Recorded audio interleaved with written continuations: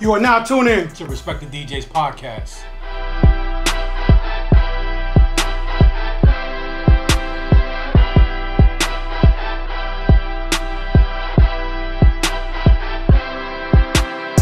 once again the most incredible podcast, DJ podcast, Respect the DJ podcast. I'm your host, DJ Junebug, alongside DJ Kayne.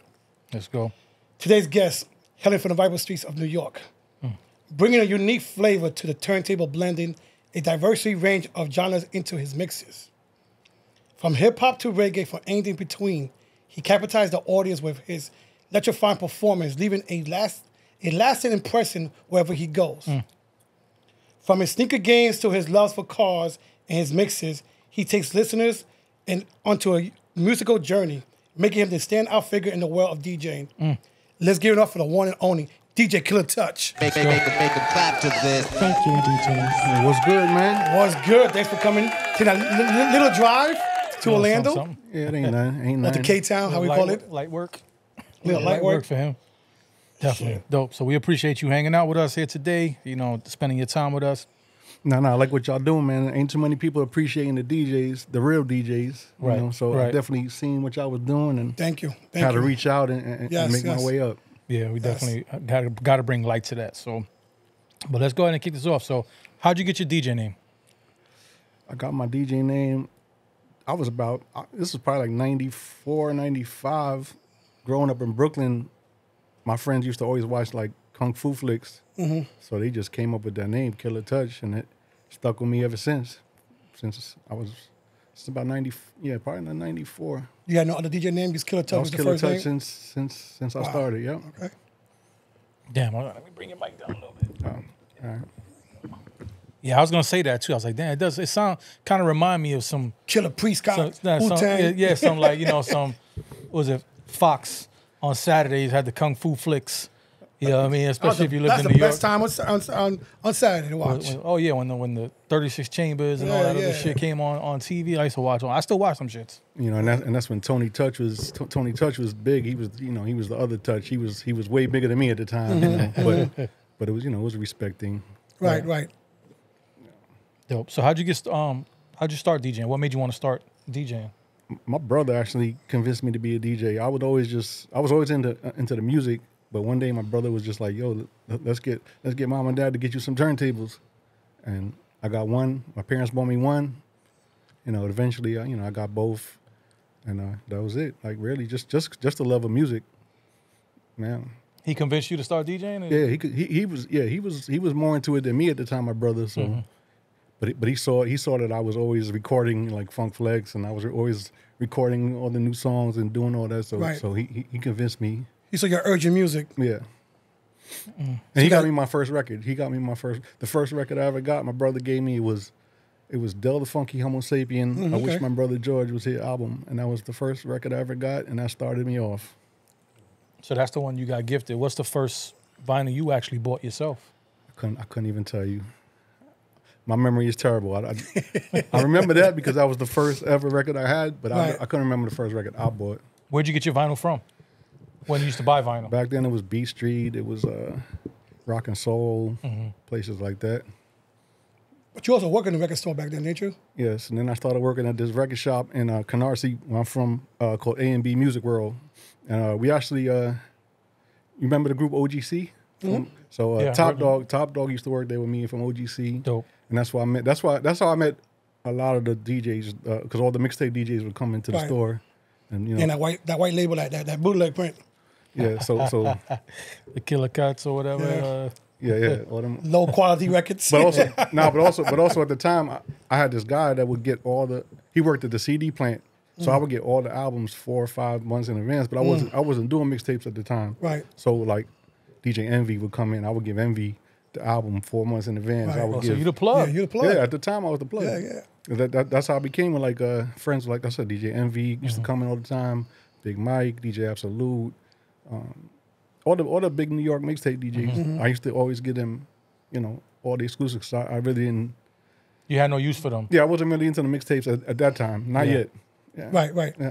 This is the beginning before the Killer Touch DJing days. Well, I was DJing, but I just wasn't like I was a party DJ. Party DJ, okay. See, there was a difference back then. Yeah. There was a party DJ and there was a mixtape course, DJ, of course. and most of the mixtape DJs They knew parties. couldn't do parties, so Right. so they would call me. Like there was a lot of parties where it was DJ Big Mike, but it was really DJ Killer Touch, and it was Absolute, but it was really DJ Killer Touch. It was Who Kid, but it was Right. really Killer Touch because Right. they knew how to make a mixtape, Right. but you couldn't. You put them in a club, they were lost. Yeah. Yeah, it's the same thing with the Elements. battle DJs. Right. But the only DJ I gave respect to at the time was Who Kid because he's the only one who admitted. Yeah, right. He's like, yo, You're the second person who said that this week. Q45 just said that. he came to me and said, listen, man, I organize records on the tape. Yep. I can't DJ. Right. This was at the time. He said the same exact No, words. but he said if you listen to him on satellite radio, he says it. He's like, yo, I just push buttons. Yeah. He keeps it a buck. Like, yeah, I mean, I got to respect him. he for that shit. got every fucking porn star and everybody can think about. That's all Jew's worried about. There was times where he was on Hot 97, you know, he was but it was really me. Like it was, you know. But yeah, you know, it's all love. It was a Killer Touch. Yes, sir. That's what's up. Salute to you definitely for that. You know what I mean? So did anyone mentor you when you started DJing, or was it just you and your brother? And I was just me in my basement. I was really bad at. Obviously, you know, when you first start, you're terrible. I thought I was good. I was making little tapes for kids in high school, and Right. they were pretty bad, you know. But you know, I learned myself. You know, taught myself. You know, there was no YouTube at the time. Right, of course it's not. You know, there was nobody. I don't think I don't. There was only one other DJ in my high school. Well, I'm allowed. There was one other DJ, like upcoming DJ at the time. His name was DJ Snooze. He was a friend of mine, so we used to practice together, and that was really it. But then in my high school, you just mentioned his name earlier. DJ DP1 was he went to school with me, so he lived right down the block. So he would take me to his crib sometimes at the school, and I'm like, yo, I'm blown away because he's Right. I can imagine practice with DP1. No, I'm that's- like, I that's a fucking robot. Yeah, I didn't even want to touch. I'm like, nah, I'm gonna watch you. Yeah.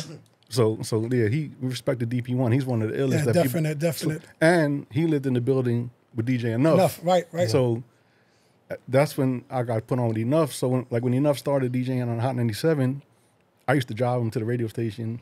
Like he didn't have a car at the time. Right. So I used to drive him up every time, and I'd be at the station doing stuff with him, and he put me on a lot too.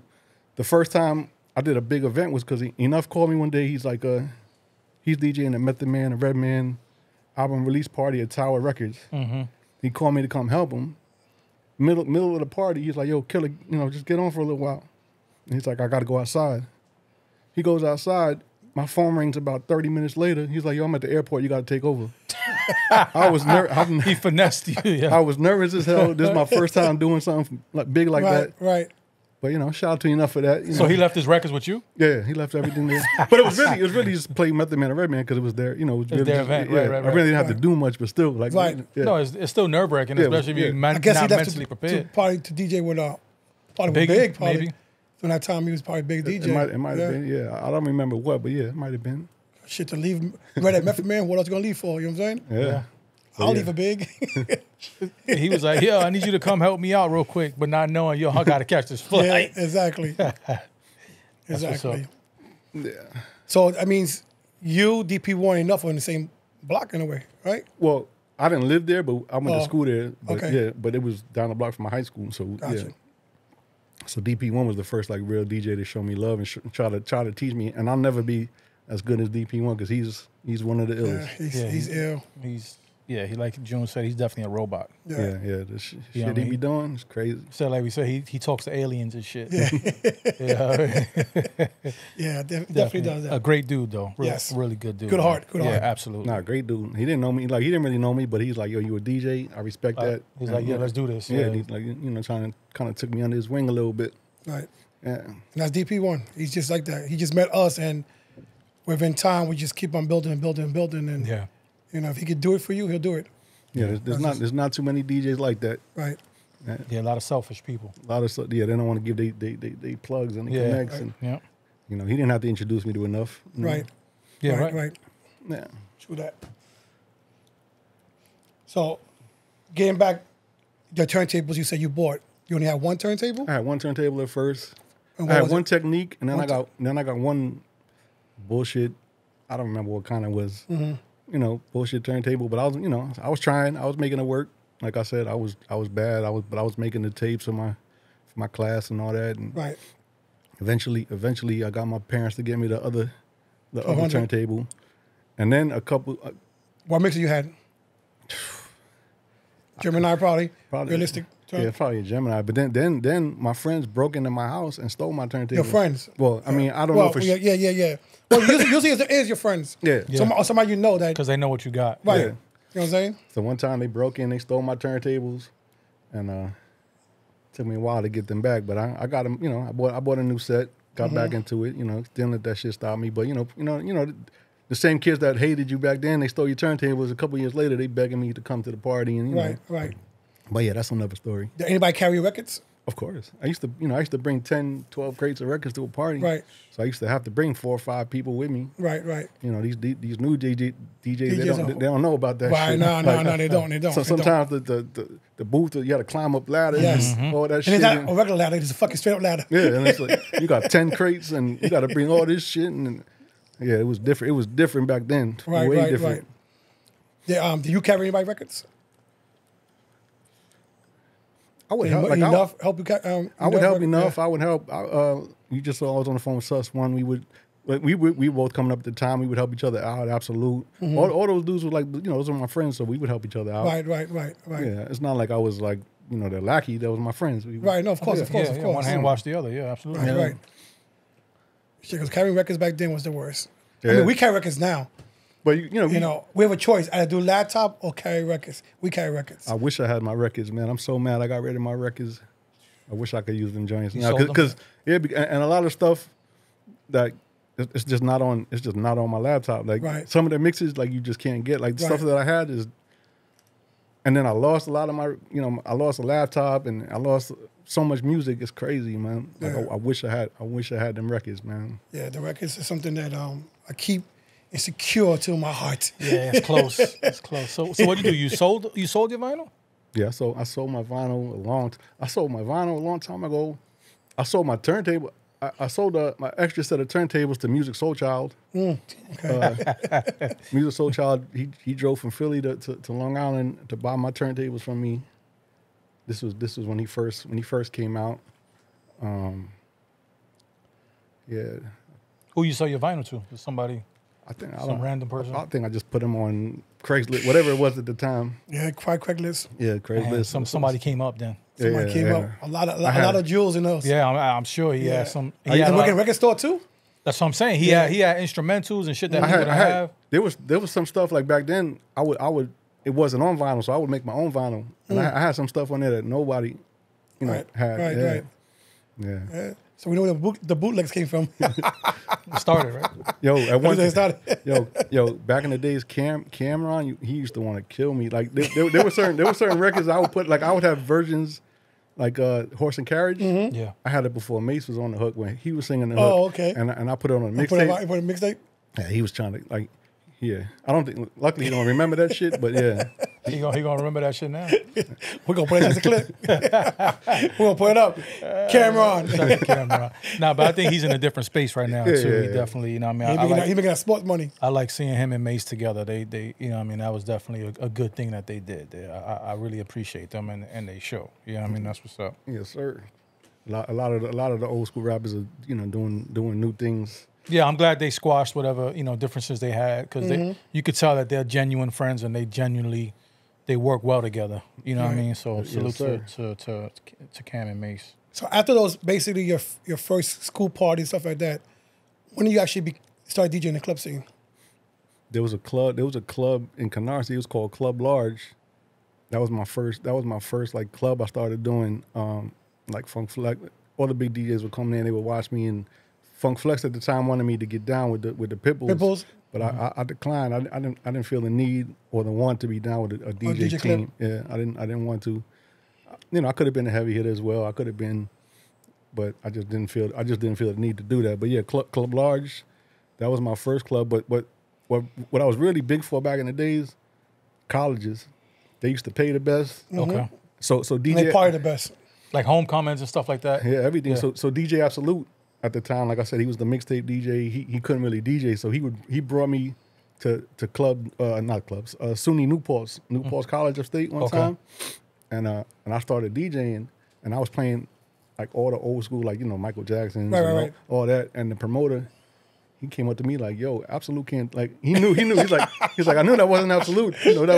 So after that, they never. Shout out to DJ Absolute, yo. No, Absolute. That's my bro. Yeah, I never met him, but I done follow him for many years, stuff like that. And so after that, they never hired Absolute again, and they just started booking me, and then I became like upstate New York. I was like God up there. Like Yeah, there wasn't a party going down if I wasn't doing it. Frank White over here. Yeah, Frank White took over. They Sell a nickel bag in the park. I want in. You got a club party. I want in. You got a college party. I want in. My name rang bells up there. My name and how long you did that for? Up until it's crazy because I was DJing at Newport's one day. I was booked for the whole weekend. So I think the first night I get there, I'm DJing. It was me and Mr. C, but I would always bring my boy DJ Mace with me to help me out. So it was me, Mace, and Mr. C. I get a phone call. It's Super Mario from D Block. Okay. He's like, "Yo, Styles P has a show tonight. Can you do it?" I'm like, "Where?" He's like, "Oh, it's in Queens." Mind you, I'm 2 hours away. Right. I'm like, "Yeah, I got you." So he's like, "Yo, you got Styles P records on you?" Because I had all my crates. Yeah. I was like, "Yeah, I'll be there." So I grabbed all my Styles records. I told Mace, I said, "Yo, Mace, I'm out. I gotta go do this record." I drive 2 hours back to Queens. Get there, show's canceled. Oh, I'm like, damn. So I gotta drive right back up to Newport to finish my weekend. But after that, Styles called me for the next show, and that's how that happened. Because you was this DJ before you was a LOX DJ. I started with Styles when I Get High came out. Right. Yeah, that's when I started. And how long did you start? How long you was with Styles P before you actually DJ for the crew?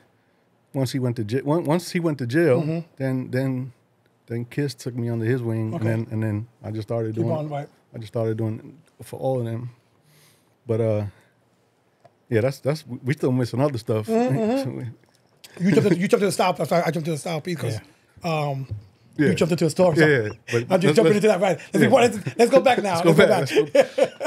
Because we wanted a little bit. Before all of that, so when I moved, I was born in Brooklyn. I lived in Brooklyn until my last year of high school. Then after high school, I moved to Long Island. The first dude I met in Long Island is a producer by the name of 88 Keys. I don't know if you know him. He's Kanye's best friend. So I used to run around with him, and he was working with all the Most Defs, the Tyler Kweli's, all the underground. That's how I met. Like that's how Music Social came. Right. So the first album I ever got like credit on was Black Star. Black Star's album. Yeah, like I just had a little thank you on the thing, but that was a huge. That was huge back then. That was huge. You getting the credits? Getting the credit, or even the thank you behind the record. I always look for my name. Yeah, just hoping my name just be there. and that's not a bad one to be on. Black Star, that was a classic album. Yeah, so I used to run around with all the underground dudes because of 88, and then we met Kanye. Early Kanye before. Well, and also Graph. So Graph. I met Graph many years ago. Graph used to be in a group. It was Mel and Graph, and they would always come to my house and freestyle Consequence. Is this before Black Hand? This is way before Black Hand. I was people say K Slade found Graph. Not true. Like I was the first one ever to play Graph. 88 did his first record. He used to come to my house every day. Like he's in interviews about it. But yeah, like Consequence. All them Toby dudes used to come to my house. We used to because I used to do like college radio. I used to do like stuff like that. I had Kanye West and Graph rhyming back to back. This is like 98. Just freestyling on my radio show at Nassau Community College. So yeah, I was more like underground until the Styles P event, Styles P. And how long did you college radio for? I did college radio probably like a year or two. So this is what you said, 98. So this is after the Papito and Stretch Armstrong, because they were earlier. They were on NYU, right? Not NYU. But City College. City College. They were earlier in the 90s. Yeah, that was early. Like mid 94. I think it was 94, 95. Yeah, they started that. I think they were earlier than that. Probably. Yeah, because I think when did Wu drop? 92, 93. I moved out here in 93, so I think it was around that time that but they iconic. College radio show. Nobody. They started it. They the best. Right. But I was doing it for a long time. Then I had then I had another show at DTF Radio. I started like in Brooklyn with me and It's Biscuit. You know, It's Biscuit, the biggest blogger in the world. Blogger in the world. I started. I got him started. Like I got him started. And we had a show. We had everybody in the world coming to that show. Right. But yeah, That was a DTF Radio right? in Brooklyn. Yeah. Which I've been there one time with DJ Trace. Trace is my guy. Yeah. I just did his show like last year. Yeah. Trace I've been there twice. Trace is a good dude, man. That's another really good dude. Yeah. So he knows that I'm waiting for my fucking cases to come too. Yeah. He's the Bel Air and the Ewing plug. Ewing plug, yep. Yep. Yeah, and then my first album I ever got, I actually did scratches on. I did that with that was on Talib Kweli's album, Right About Now. First song, title track, Right About Now. 88 Keys produced it, and I did cuts on that. So yeah, like I was doing all the underground stuff. You know, but it's crazy because like they would respect me more. Like I've never been on a Jadakiss album. I never did scratches on a Jadakiss album or the LOX, but Kweli, Farside, Right. De La Soul, people like that, they would always like. Who else was on?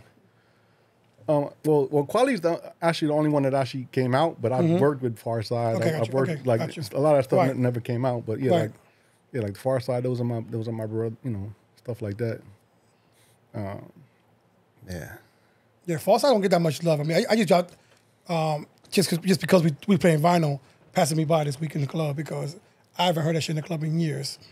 But all that music is coming back now. Yeah. Like there's so much more '90s parties now because this new music is so bad that you know there's nothing to listen to right now. So you got to go back to that. So definitely Very short span too. short span music. Yeah, it's It's called short span hop. Because the music now is based on popularity, not talent. You know, you had to be talented back then, not popular. Yeah, there's a lot of people in the wrong position. Yeah, the A&Rs are not A&Rs anymore. Right. They just go on and TikTok. They take TikTok call. To be TikTok A&Rs, whatever you call them. There's no gatekeepers like there used to be. I literally sat with a whole bunch of A&Rs last year, played them a bunch of music from my artists who I not working with anymore, but my artists at the time, and the music was so good, they loved it. They're like, yo, we want to buy this for this artist, we want to give it to that artist, but we can't deal with him because he doesn't have any followers. Right. I'm like, I ran, you know what, so I'm going to cut you off. I ran to the same problem. So I went into June office in New York under, at the picture there. Anyway, I had an artist back then called Block Forever, right? They loved the record that he did. They wanted the record, but they didn't want him on the record. They wanted Yo Gotti on the record. And I'm like, we're not selling the record. We should have sold the record. You should have said, fuck it. Sometimes you got to, you know what I mean? But it sucks because, like I said, there's no gatekeepers, and the labels are not in the business of creating artists anymore. They don't believe in the people. So you gotta come with your own following. You gotta have your studio time, or everything has to be. You pay for everything already. Yeah, but yourself. that shit, most of that shit is all fake. That's the problem. Like they know it's fake, and they still bite into it. Like come on, like. Yeah, all these numbers that most of these artists, these streaming numbers are all fake. Like it's a perception. Yeah, but it's like the label should know better than that because you know that they're not going to sell no merch, they're not going to sell out no tours, they're not going to do nothing. They're going to have a 4, 5, 6, maybe a year run, and then what? Like that's it. Next. If that. Yeah, I'll do a 4 or 5 year run. I can't say that. No, I said month. Oh, months. Yeah. 4 or 5 to 1 year. Yeah, definitely. Yeah, because you know you're not gonna have a second single because you just got lucky. You know, you had a catchy hook or somebody played it like. But it's and to me, I think in my opinion, all that stuff started with Bobby Shmurda. Do you remember the video of Bobby Shmurda? They used to make fun of him because of the hat toss. They used to make fun. The Diddy dance and the hat toss. On Twitter, he was a joke. Right. But that became so big because of that. And I think that's really what started all that. But I mean, that was a good song though. No, it was. But I think he started. And I honestly, that was also the era, like basically almost like the end of the era of good music that was still like I could play Bobby right now in the club and also hits. It's gonna rock. And Young M.A. Yeah, but I mean, no disrespect to Bobby, but he did it once. You know. No, you're right. I'm saying, but that record. Yeah, I can still play it now. 10 years from now, I still play it. Yeah, What's coming out right now, I can't play that. 2 years from now. Yeah, no. You know what I'm saying? Yeah. I can't pay that 2 years from now. Yeah. What Bobby did back then and Young M.A., you can still rock that record in the club. Yeah, but you know, 10 years those from now. are all one One record time. and that's it. You know, like, and that's the problem now. They'll just let anybody get that chance, and like, you know, I could literally record this, put it on Spotify right now. Like they'll let anybody put out a record. Yeah. And that's the problem. That's the problem with music today. Yeah. But Yeah, I was saying that the labels that, back, they used to have artists, if they believed in you, they had media training, they had all these other things to mold you and get you ready to go out into the world. Now it's like, yo, all right. Who's next online? Who's next in line? Oh, that shit's trending on TikTok. Call them. That's all that matters. That's Call 'em up. That's all that matters. You know what I mean? It could be a joke on TikTok. It doesn't matter what it is on doesn't TikTok. matter. As long as Doesn't it's doing matter. some type of noise, they want it. They want in.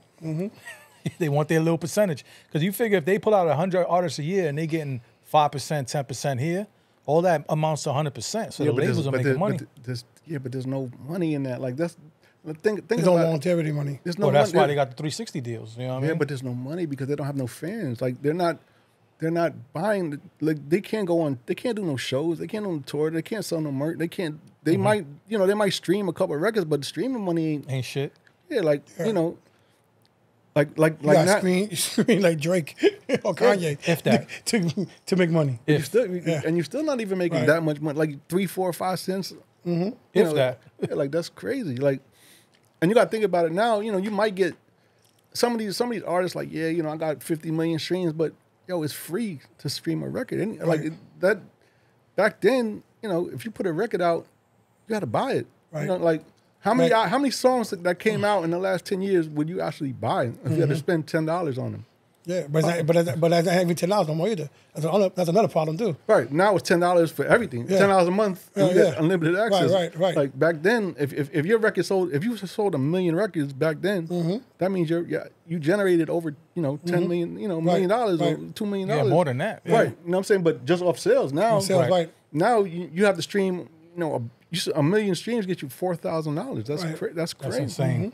That's crazy. Insane. Yeah.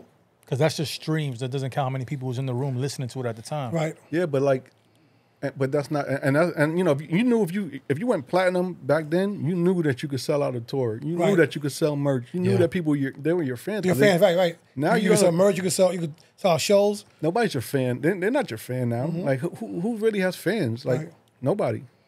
Right. All the shows now are old school artists. Yeah, everybody. There's no tour. It's just, besides Drake, who else is on tour? Yeah, but Drake's not even new no more. Right, Drake is before. I think after 2010 was the cutoff. Well, J. Cole I think was 2011, but I think that's the cutoff. Right. Because there's no shows of Little Baby had to cancel his thing because no sales. How are you the biggest artist? Right. And you can't sell out a tour? Right. That's crazy because they're not real fans. They're not real numbers. Right. Yeah. Basically, it's like the J. Cole's, the Drakes, the Kanye's, all the old acts. Right? Like I said, 2010 is probably the cutoff. There hasn't been nobody since 2010 that's made an impact that really has fans. And that's sad. It would have to be like a mega tour with like 5, 6, 7 artists. There's no superstars anymore. Right. At all. I think, and that's the social media is to blame for that. Right. Because now I could go on my phone and reach out to anybody, and there's a chance that they're going to respond. You couldn't do that. You couldn't do that. Never. More access now. You know how hard it was for me to get with the LOX and get I didn't just DM them. I had to actually. Who the fuck is this? I actually put in work. Who the fuck is this hitting me up? But now anybody can just DM Jay to get. Who is Wu-Tang DJ calling me? Yeah, right. But then at that time too, you had to be, you got the cosign from somebody else, which was Super Mario, right? Yeah. You know what I mean? So they respected him enough. It was back then. You had to actually put in the work. Like at the time, Super Mario or the LOX never heard me DJ, but they knew my grind was there, my work ethic. Right. They knew that. I wasn't the best DJ in the world, but they reached out to me because they knew what they saw what I was doing. Yeah, I was always up at the Rough Riders office. I was up at all the offices getting the records. I was at every event. I was everywhere you needed to be. I was there. He was being seen. Yeah. I put in the work, and they, like I said, they never saw me DJ a day in. But it was respect. It was a grind, hustle, and respect. Yeah. and stuff like that. You know, like you said, I think you even drove at one time, had nothing to do with the event to Miami, didn't you? And That's how I met. That's how I met the LOX. So this was the How Can I Be Down convention. This is 98? 98, 99, Yeah, something we like used to get 98. Yeah, so I drove to Miami. I get to Miami, and one of the dudes that worked at Rough Riders was like, "Yo, the LOX don't have no transportation," and I drove there in a big minivan. They was like, "Yo, can you drive them around?" This is when the Let the LOX Go campaign and all that. You know, they huge. I'm like, hell yeah! So I'm driving the LOX around. I'm driving Eve around. I'm driving, just doing whatever. Right. 2 years later, that's The when call, I you get get the the call. call. But Right. because of that, you know, like it's just about putting in the work. Right. Yeah, people are lazy now. You know, they want to sit on their sofa and post videos and think they put in their work. Yeah. Ain't no work. These people just sit on the computer. Yeah. Shit, it's crazy. Yeah, the grassroots promotion days are I don't want to say over because those things, they still work. But nobody's doing They work, but they don't want to do it. Like Nobody wants to do they it. don't want to take a new artist and promote him and make him. Right. They can do that. Right. You can make. They don't want to. Right. You could take a new artist and make him blow up on TikTok. The same money you used to spend on the other stuff, you could spend on TikTok and make a Right. new artist hot. They just don't want to, Right. which is They want sad. to save that. It's a bigger bonus check for the end of the year. No, absolutely. Because If they're still there. Yeah, but I think we're almost at the point where we're going to see a shift back into talent because it's not working anymore. Hip hop is almost dead. Like Right. if you really think about it, Beyonce's doing country now. You know what I'm saying? Because like the R&B Con- music, yeah. all that stuff, hip hop, anything having to do hip hop is not working. It's not selling. Like Beyonce, of course, is always going to sell out her tour. She's Right. going to be no matter what she does. But what other Artists, right. like is dead. So I think they're at the point now where they're going to have to start really looking for talent again, and get back to the grassroots. So hopefully that I hope so. hopefully that happens. I hope so with the you know with how vinyl's coming back, that all that is a full circle moment type of deal. Because Yeah, because there are some talented artists now, but it's just so hard to find them. Like you really have to look and dig. You and, dig, right. and Go and- do all those YouTube pages yeah, and like go. Right. and it's so hard to find. Like I can't find too many. Like I can't find too many because they don't get no promotion, man, at all. No, the label, you say, feeds them to the wolves. Yes. That's it. You sign, okay, here. Yeah. I know so many artists that got signed. They would get their little 50,000 or whatever signing, and then you would never hear from them again because the labels wouldn't care. They sign you and then It's a tax write-off, yeah. yeah, they have to sign a certain amount of people and Right. spend a certain amount of money. Right, per year, right. So like I tell people all the time, okay, you got a record deal, and like Next. what Yeah, is that? next, What is right. that? What is that? You still have nobody ever heard of you. Right, So yes, it's a sad world out there, man. right. So before the LOX, before that stuff, you were doing a lot of stuff with what we call the good Kanye. Yeah. And stuff like that. What they call the backpack rappers. Right. Yeah. And stuff like that. You was doing that. You was doing the college parties, stuff like that. Did you move from the college parties to the club scene? I mean, it was all like hand in hand. Hand in hand? It was all hand in hand. I was DJing whatever I could at the time. You know, like I wouldn't say no. I would take whatever money I could Right. get. You know, putting in that work. You did mixtape games too for a while, right? The mixtape game you did as well. I did the mixtape game. After a while, later on, me and Biscuit, we used to do a LOX every Christmas. We did a LOX LOX mixtape. So we did 3 of those. But I was doing mixtapes earlier. But when Those are the ones that stood out. but when I worked in the record store, like I would do a few mixtapes. But I never really was too into that because I couldn't compete. I couldn't get the exclusives that Clue could get and Emmy could get and Big Mike could get. So whatever little excuses I would get, I would just give to them. And so I was like, you know. And plus, like I wasn't making nearly the money that them guys was making in the Right, mixtape. right. At that time, right? Especially Clue. Clue and Envy, like Yeah. like Clue and everything, but Clue, like, I don't know. That boy was taking that shit straight from the studio. Yeah. and He now, knew the right person. and not for nothing, Clue is one of the realest dudes out. Like Clue, to this day, he still shows me like so much love. Like if I give Clue a record, he gonna play it 3-4 times. Like Clue always shows love. I respect Clue, and he at the time too, he really wasn't a DJ. Like he didn't really know how to DJ either, but he learned, and Right. he can now. Right. Yeah. Yeah, Clue, those Clue mixtapes. I remember I used to be working in the field. I call it the field. When we work in Florida outside, it's the field. I don't give a fuck what anybody say. It's 110 degrees outside. You in the field. It felt like he did whatever he had to do to get the shit. He did it. You know what I mean? Back then, them days, the artist was fucking you up and they was killing you and kidnapping you, and he didn't care. He was getting whatever he had to get And still putting it out. Yeah, because back there was a lot of DJs that got fucked up by artists for leaking them records. And Shit. They didn't fucking they kidnap Big Pun kidnap Who Kid? Yeah, Who Kid? I remember Big Mike got beat up a few times. I remember a few people. Yeah. But it was a rough scene back then. Yeah, but you was getting, he was getting a lot of money for that. So I guess it kind of worked, It sounds messed up to say this, but a lot of the people need to get a little smacking nowadays too. Yeah, they need to. That's the problem now. That's the problem. Ain't nobody smacking nobody. Right. Can't say here no more slap nobody either. Yeah, I mean, that's what it is. There's a lot of people they go on these internets and just say whatever, and there's no consequences. Right. You know what I mean? And that's why you got people talking about people's kids and shit like that, and they out of pocket. You know what I mean? So what was the big move from Brooklyn to the South? You been here for a while? I've been here 5 years. 5 years? Okay. Just was tired of that New York weather, man. Just wanted to switch it up, get something different. But it's so different out here because New York is always going to be the mecca. Right. So New York, no matter what. Like, every night of the week you could go to an event. There's people out Monday, Tuesday. Like out here, yeah, they got events, but it's not. There's nobody, nobody of importance there. And if they are, they're not there for that. So it's like I don't even really go out no more because like, what's the point out here really? Everybody's just popping bottles and trying to spend money. It's the pop and bottle scenes. Yeah, I'm used to going to the tunnel where there was no bottles. So yeah. If they had bottles in the tunnel, forget about it. It'd be a lot of death. A lot of death. I remember the first time I went to the tunnel, they said, "Yo, you got to tuck your chain in. You got to take your shoes off. You had to tuck your chain in." And it was an insane. There'll never be nothing like that again, ever in life. Yeah. Did you DJ at that tunnel? I never DJed at the tunnel. I used to DJ at like Speed and all them other clubs, but tunnel was a little bit before my time. Right. Like, I was still coming up, but yeah. Speed was where at?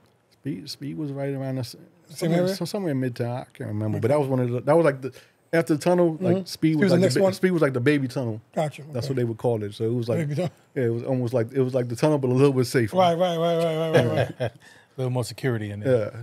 So are you still DJing now? Since you moved out of New York? To be honest, not really, man. Like it's not because I don't want to. It's just because it is because I don't want to, honestly, because the music is so bad. I refuse to sit in a club if I got to play Sexy Red. You know what I mean? No. Ski-you? Yeah, like if I call P-U. I'm only gonna DJ if it's a 90s. Right. Like I just did a party at Art Basel, because it was a class, Right. But I'm not DJing no new music. And the DJ, it changed so much. Like these DJs now, they get paid $100 an hour. Yeah. I'm like, you want me to DJ for 4 hours for $400? I used to get, 3,000-4,000 for an hour. Like I'm not like there's so many DJs now. It's not like back then there was only certain DJs. Now there's more DJs now than it's so easy to become a DJ now. Right, because now every record is accessible. Right. You get the record instantly. Back then, you had to know somebody. You had to go up. I used to have to go up to Rough Riders and, I need that new record. Like they wouldn't give that record to everybody. Right. Only certain people could. So you knew that night when you went to the club, it was going to be crazy because you had that record that nobody had. Right. Now it's like doesn't exist. You got that record that Flex already, dropped the bomb on. Everybody got every record as soon as it comes, and there's a new record coming out every 10 minutes. It's like it's like. And back then, DJing was kind of easier in a way back then because you only had a DJ. Like if you were a hip hop DJ, you only had to do hip hop, R&B, and a little bit of reggae. That was it. Now you got to DJ all everything. Formats, right? You got to pay every genre. And there's so many genres now. Right. So many new genres. Yeah. You got from reggae, you got the Afro beats. You got the Latin, you got the salsa merengue, reggaeton, and then dembow, and everything. Yeah. It just keeps on expanding. Yeah. So it's like you gotta play all the format. Forget about it. Yeah. but that's why back then it's like you was a DJ, you really loved the music. So it's like now it's like you can't possibly love all that shit. Right. You just had to play it. So you was actually into it and nice because that's what you loved. Right. So now it's not the same. So that's kind of why I stopped. Like, but don't get me wrong. Like, I'll DJ. The event we're going to now, it's old school. Like, Yeah. I'll do that. Like, you know, the old school parties. Like, I'll do those, and you know, and I'm nice. Don't get it twisted. Like those parties, ain't a lot. I don't think too many people could fuck with me on that. Right. So we know your first equipment. We already know what it was. You had one turntable. You're not sure what kind of mixer. You have a setup now in your house? Yeah, now I just got the Rain 1 controller. I got rid of my turntables about a year ago because No use for them or using? taking a space. Like I barely use So them. if say I say okay, we want to book DJ Killa Touch tomorrow, right? What is your writer? What kind of equipment you want? Whatever you got, I'm not one. I can DJ. Right. It don't matter what you got. Right. Well, what do you prefer though? Like you know what I'm saying? Like Your preference, your yeah. preference. Right now, I would probably say just what I have. Give me the Rain 1 because Give that's me what I one? have. Okay. But if you gave me turntables, now I got. Right. You do. There's some DJs if you put turntables, they ain't gonna know what to do. Right. Like I can do whatever you give me, I can work with. So okay, it's a vinyl party. What you want? Yeah, I'm out of luck on that. I ain't got no vinyl. You no want more. the vinyl's there for you. Oh, the vinyl. Yeah, so I need my techniques. Okay. Yeah, of course. Because you have the techniques. You also have the new mark mix. No, come on. New mark. I mean, If you ain't got techniques, No, but there's some turntables now that actually nowadays. But if you a techniques DJ, to God, yes, yeah. techniques to God. We know that. I have them right there. Techniques to God, but there are other turntables now that Yeah, but when we was coming up, it was It's if you techniques, didn't yeah. have 1200s Yeah, or yeah. 1210s, there was Yeah. nothing like you wasn't. right. You was a DJ. Yeah. So You have Gemini now. You ain't DJ. You have Dumont now. You ain't DJ. yeah, Right. you know. Yeah. So yeah, I can't ever respect a Gemini turntable. None of that. I need techniques. That's it. Yeah. And any mixer, Yeah, I don't really care about the mixer. right? It's too many fucking buttons. Too many buttons. Too Yeah, many things. It's a much disco going on. fucking like it's too much Too much going on. going I'm old school. I barely use the buttons. Like give me turntables and Give me a I'm fader, gonna, one and yeah. two, and that's it. I mean, I'm gonna use the buttons a little bit, but not like how these people are using them now. It's crazy. Right. Now with the stem shit, you could everybody doing nothing but blends. Blends. Like And some blends don't need to be done. Right, like come on, be like we Some was blends. really doing blends, but we didn't know the BPMs. And Right. Like now it's just too easy, and like you don't get respect for that. Right. I think the first time I heard the blend was I think it was Ron G probably on the No, of mixtape course, portion yeah. was Ron G. Yeah, but to me, Dirty Harry used to. Yeah, but there was the different was level. after. When was the after. Yeah, first- no, I'm saying he was like he made it like he was the Juice, best. to my juice too though. And then also Juice, Green Lantern. Green Lantern. Lantern, Ty That's Boogie. the next But era. but Dirty Yeah. Harry was Right. at the time. No, he was doing stuff that like they doing now back then without watch the- them. Yeah, everything was a 4-track or 8-track Yeah, machine. he had 4 turntables, Right. that machine, this, that. I'm like, yo, this cut is incredible. right. Yeah. He was at the time he was the GOAT. Yeah, Like, Dirty Harry's. Yeah, him. Like you said, you know, Juice, Green Lantern, Dirty Harry. But Dirty Harry made the mix like you know, Yeah, like yeah, you said, movie shit. everybody else was just putting songs on the Right. CD. He He made was a making a fucking movie. movie. Like he was Like different. you felt like he was. Yeah, you couldn't Oh wait. shit! It was what it was a production. Right. Yeah, like he was it was- using the scene. Yeah, he changed Right. he changed that. Yeah, he was different. He was Yeah. different. Yeah, creativity wise, he was definitely different. Yeah, I definitely get to Dirty Harry then, and that same kind of movie shit would be Green Lantern. Yeah, Green Lantern was he was Right. one. Big You up to know. Green Lantern, still around, DJing for Nas and Yep. doing Still big putting in work. things. Doing big things. Yep. Yep. And we saw him at the last Wu-Tang and Nas show, Yes, sir. stuff like that. Respect to Skinny Green Lantern. Yeah, don't look like Green Lantern. Yeah, I don't like Green Lantern. Fit the Green Lantern and stuff like that. So, I also heard you're a big sneakerhead. Is that true? I was, but it's like, how many Jordan 4s can I have? You know what I'm saying? How many Jordan 2s? How many new colorways? Like, you know, it's like, it's cool. I had them. Like, you know what I mean? Like, to the point where I had them all. I got sneakers. I got some sneakers in my crib that's older than, you know, a lot of these DJs. Yeah, Mm-hmm. yeah. I So- feel you on that. Yeah. So I'm to the point. I'm to the point where I'm good. Like, it's really. You're done the sneaker game? I don't have them all. Like, Right. Now you buy what you like and what's Right. comfortable for you, and like, because back in the days too, we used to have kids had to deal with the Jordan brand, so we would Right. get a lot of Jordans for free. Like they would take like certain events, you had to wear nothing but Jordan, so we would go and get Jordan from head to toe. Right. On you know from Jordan. So I had plenty of Jordans. Ran through that stage already. Yeah, I ran stuff through like that. So let's go back now to they call you do the Style P concert, right? Mm-hmm. He got canceled. Yes. Go back to your party and at the college. At the college, yeah. Stuff like that, and then into what years later you get the phone call. No, a couple of days later he had another show. This one was in I think it was Atlantic City. So I go down to Yonkers. So Styles is one of the realest dudes ever because mind you, he didn't know me. I didn't know nobody. I'm going to Yonkers. Styles, he's pulling me to the side. He's like, listen, man, I'm gonna tell you 3 things. If anybody in Yonkers ever bothers you, you come and tell me. I'm gonna handle it. He said, number 2, if we're in the club and something goes down, get behind me. I'm gonna get you out of there. And I can't remember the 3rd thing, but yeah, he was Styles was the realest dude in the world. Mm-hmm. Like he wouldn't let nobody disrespect you. He wouldn't let nobody bother you. If you was with him, you ain't had no worries. Family, You had no. Like he made sure you was good. So I love Styles for that. Like Styles always been the realest. There's not many people like that have that level of loyalty and he was feared by everybody. So me just being in, like Styles P's DJ in the circle. Nobody wanted.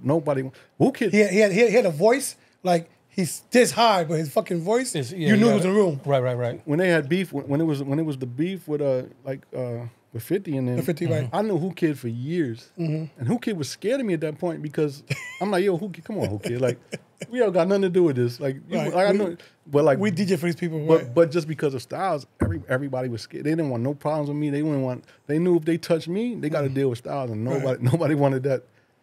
And that's a fact. Like that's Styles, what's up. That was the old Styles. The new Styles is all right, just calm. Yeah, he's different. Yeah, Styles ain't like that no more. Yeah. But at the same time, He's you healthy. Don't disrespect him. Right, you can't even today if you did something wrong, you right. But he's not looking for that like he was. Right. Yeah. Just like when at the verses when he slapped that hat off Santana. Oh yeah.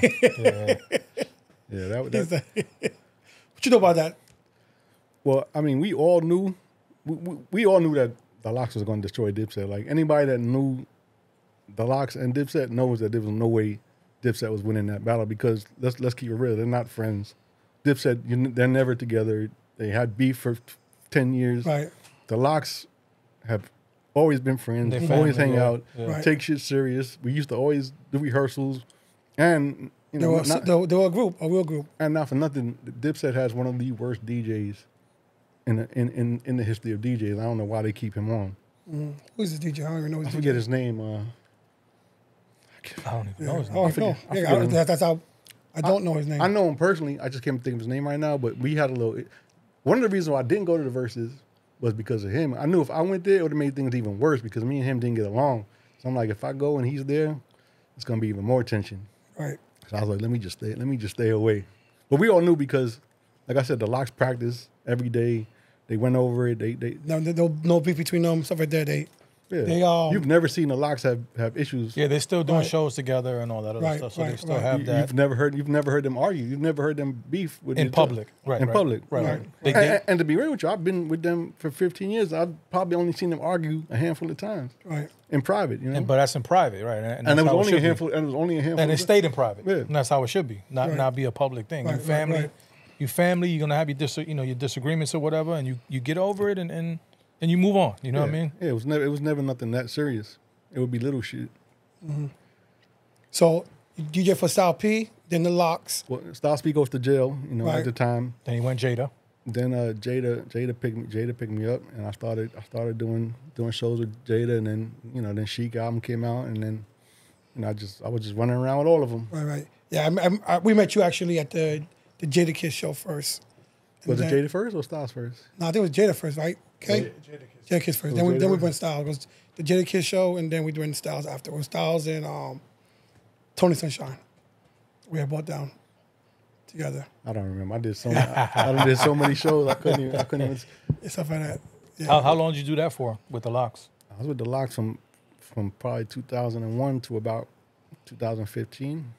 But in between that too, I was working with I DJ for Cassidy, I DJ for Swiss Beats, I DJ for Mobb Deep, I DJ for Joe Buttons, I did a few shows with DMX. Mm-hmm. So, I would do shows for a lot of people in between because they wasn't always doing shows. Right, so of course. There'd be times when there's no work with Kiss, so I'm going doing something with else. Yeah.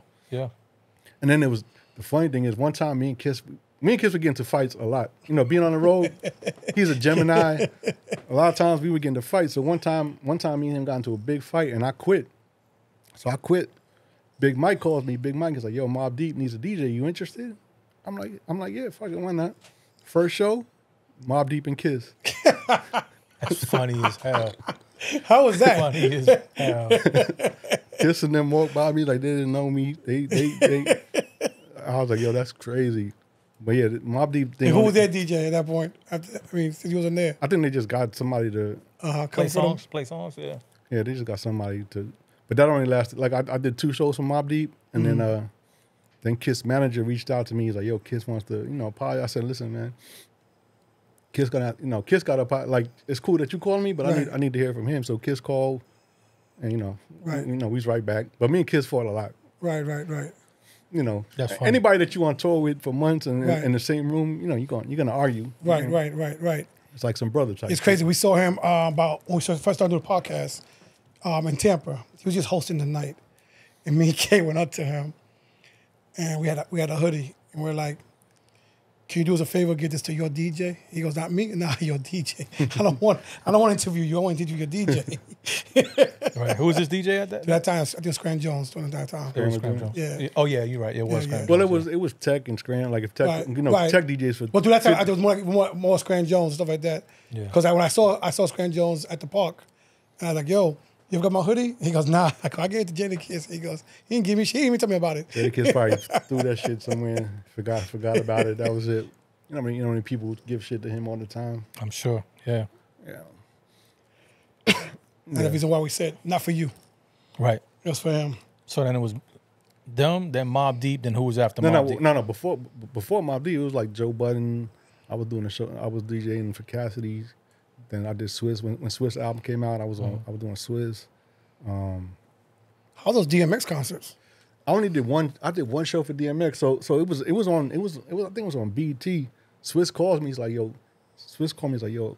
I'm supposed to DJ for X, but I don't want to do it because if I fuck up, she's gonna kill me. Oh my God! So he puts you on the line. So I'm DJing, and Swiss is standing next to me, acting like he's DJing, but I'm really DJing because Swiss was nervous because X was crazy. So I went back to your old school, the old routine. Because yo, X, You on the fly, but I'm DJing for right? you. Like it's like I've done this before. So yeah. So that was the only. I think that was the only show I did for X. Like we was on tour with X. We was around X. Shout out to LS1 too. Shout out to DJ LS1. How did that? He's actually down towards you. Yeah, he's in Miami. Yeah. How did that? I spoke to him last How'd night. that DMX show go though? Everything That was went great. smooth. Yeah, it was crazy. I didn't mess up. Luckily, I didn't mess up. Yeah, but yeah, shout out to LS1 because actually, the party I did Art Basel, I was nervous. I haven't DJ at that point. I haven't DJed in like probably 3 years. Right. I said, yo, I called LS. Yo, LS, I need help. First of all, I need music because I didn't have a lot of music. He said, yo, come to the crib. I went to LS1 crib. He loaded my hard drive up, and then he's like, yo, I'm gonna come help you. Right. So LS actually came to the party. Didn't want nothing. Didn't want no money. Right. He just came and made sure I was good. That's another real one. LS is a real one. Yeah, DJ Fly Guy told us about LS1, and Yeah. I actually reached out to him a couple of months ago back. So Yeah, he's one of the illest too. You get him at them old school parties, boy. You don't want to go on after him at an old school party. Yeah, you don't. right. Yeah. He's because he was DMX, Onyx, a lot. He's been around with a lot of talent, That's what's up. a lot of talent and stuff like that. I know you didn't do this much as that, but what do you think is more important, a DJ or a promoter? I mean, they equally as important because without one, there's no other, really. But I think nowadays, it's probably the DJ because, I mean, if you got a big Instagram following, you don't really need the promoter too much, you know. I mean, but I mean, they're both important because Right, but without no DJ, there's no music. Without no promoter, there's no people. So Right. But you also have DJs that actually can bring people in as right, well. like you get the right DJ, they're gonna bring a crowd, but still, like you still need the promoter. Like you need both. You can't do one without the other. They're both important. But the problem with the promoter is the promoters want to save as much money as possible, so Of course. they'll get That's the problem. they'll That's get the problem. they'll get the $50 DJ, Well, of course. and that's the problem.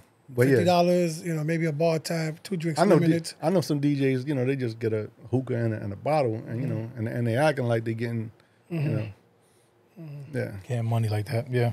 Fucked up for the rest of us. I know some DJs that are getting $100 and they got more, they got 15 chains and 10 watches. I'm like, come on, bro. And they got the newest Louis shit. Yeah. Like, And he knows who I am. He knows what I'm talking. You know who I'm talking about. We're gonna find his ass on Instagram. There's a lot of them though. Be like a whole, be like a fucking, But there's one. the Brady Bunch. There's one in specific that I'm talking about. I'm not gonna even mention his name. That's cool. Yeah, that's cool. But yeah, We he don't- know, like yeah. We don't want to give him any props anyway. Right. Stuff like that. He's taking money away from us. That's my son though. You know who he is. So, besides being a DJ, you also produce, right? I started producing a little bit, but it really wasn't for me. Like I was around so many, like I was around 88 Keys, like he's one of the illest. I was around Swiss. I was around all these Kanye. Right. So it's like I knew I wasn't that. So I'm like, I kind of gave up. You know, like I had a studio. I had, you know, the MPCs, the SP12. I had all that shit, but the one thing about me is like I know I couldn't compete with 88. I couldn't compete with Kanye. I couldn't compete with Swiss. So it's like I'm good. You know. So I did it. Being around them, you could have got some lessons probably from them. Yeah, but they were so advanced. Be like, I would sit there and watch 88 in 10 minutes. You know, make a beat that's incredible. I'm like, I can't do that. Right. Like I know I couldn't do that. Right. So I'm good. It's fucking. I keep on touring. Yeah, I just keep doing it. Yeah. But that's another problem with music today. Like, there's very few producers nowadays. There's a lot of beat makers, but there's no producers. Right. That's the problem. Like now you just go on YouTube and you get a beat and you go in the studio and there's nobody to produce the record. There's nobody to help you and do it. You just make the record. That's the problem. Back in the day, they made the beat. Right. They got in the studio. They arranged everything. They arranged it all. They gave you Directed you, ideas. yeah. They say, yo, they knew in their head what they wanted to hear, so Right. they help. That shit don't happen no more. Right. So, you know. Right. So, what countries have you been in? Well, Touring for so many different artists. I've DJ'd in about 30 different countries. By myself, the only countries I went to like by myself was Dubai and China. But I've been you know, me and Kiss went to Africa to DJ for the King, you know, the King of Swaziland. I've been to, you know, all over Europe. I've been to, you know, I've been a nice, and the crazy thing is when you go to those countries, man, they treat you so much better and they give you so much love. And it's like some of them, when I got to China, I couldn't talk to nobody. They didn't speak, most of them didn't speak no English. But when I started playing them records, They knew every word. They knew the words. Right. And it's like they sit there and it's kind of like weird because they sit there and watch you. Like it's like They're studying you. Yeah, like they're you, not- you like in the science room. they're not partying. They're sitting there Right. watching you. I'm like, damn, this is kind of crazy. Like they're enjoying it, but it's like It's a little uncomfortable too. yeah, it's uncomfortable. Like, Yeah, I'm yeah. having all these people just sitting there watching me with their. I'm like, this is crazy, but they love you and they treat you so much better than America. Right. Yeah. Can you say which is the best one for you? Which country was the best? I tell people a lot. One of the best countries I've been. Well, I love China, and I think Croatia were my two favorite countries. I think, but there's so many. Like they all had, like, you know, so many different experiences in different places. And a lot of the places we went, we didn't really get to stay. Like I went to Africa. enjoy, right. I went to Africa for a couple of hours. Like we were literally on the plane longer than we were there. You know, like I didn't get this. But we were there for the king. You know, like Right. how many people could say the real Right. king, his face is on the Right. money, like coming to America. Yeah. 15 Nah, Joffy Joe. yeah, I never, like his face was on the money. Like Right. we were late leaving. We were late to the airport. He called the airline and said, y'all can't leave until the kids get there. Like the plane waited for us Right. at the king. Like, so, Right. you know, yeah. That's what's up. Dope experience. Is there a single night out or an event that you always like kind of remember that, you know what I mean, puts a smile on your face? Or Probably the first time doing Summer Jam. Like there's nothing like that. Being in your hometown in front of 55,000 people. That's probably the illest thing you could do. Ain't nothing better than that. how many times did you guys do Summer Jam? I know the LOX was on. It's not just a lot of times. Yeah, Yeah. I did at least like three or four times.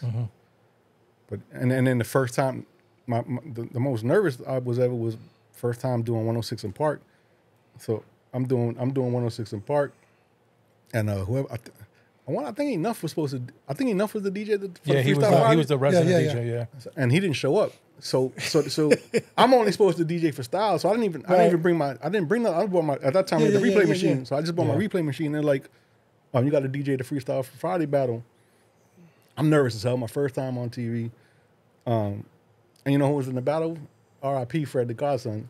he lost terribly, but he was, this was early. Right. But yeah, they just made me stand there and act like I was doing something. I didn't do anything, but yeah, I was nervous as hell. I would say one thing, and this is totally off the subject, but we're blessed, correct? In that chair, 2 different DJs from 2 different sides said the same story. Yeah, about Enough couldn't show up. They had to They had to enough, fill in for and then they mentioned for the godson as well. right. Stuff like Right. that. It's crazy how Things happen. things happen. The universe. You still got your replay machine? Got stolen. I got carjacked in Louisiana, and they stole my replay machine. Was you out there doing a show or? At that time, I was. Give us a story. Give us a story.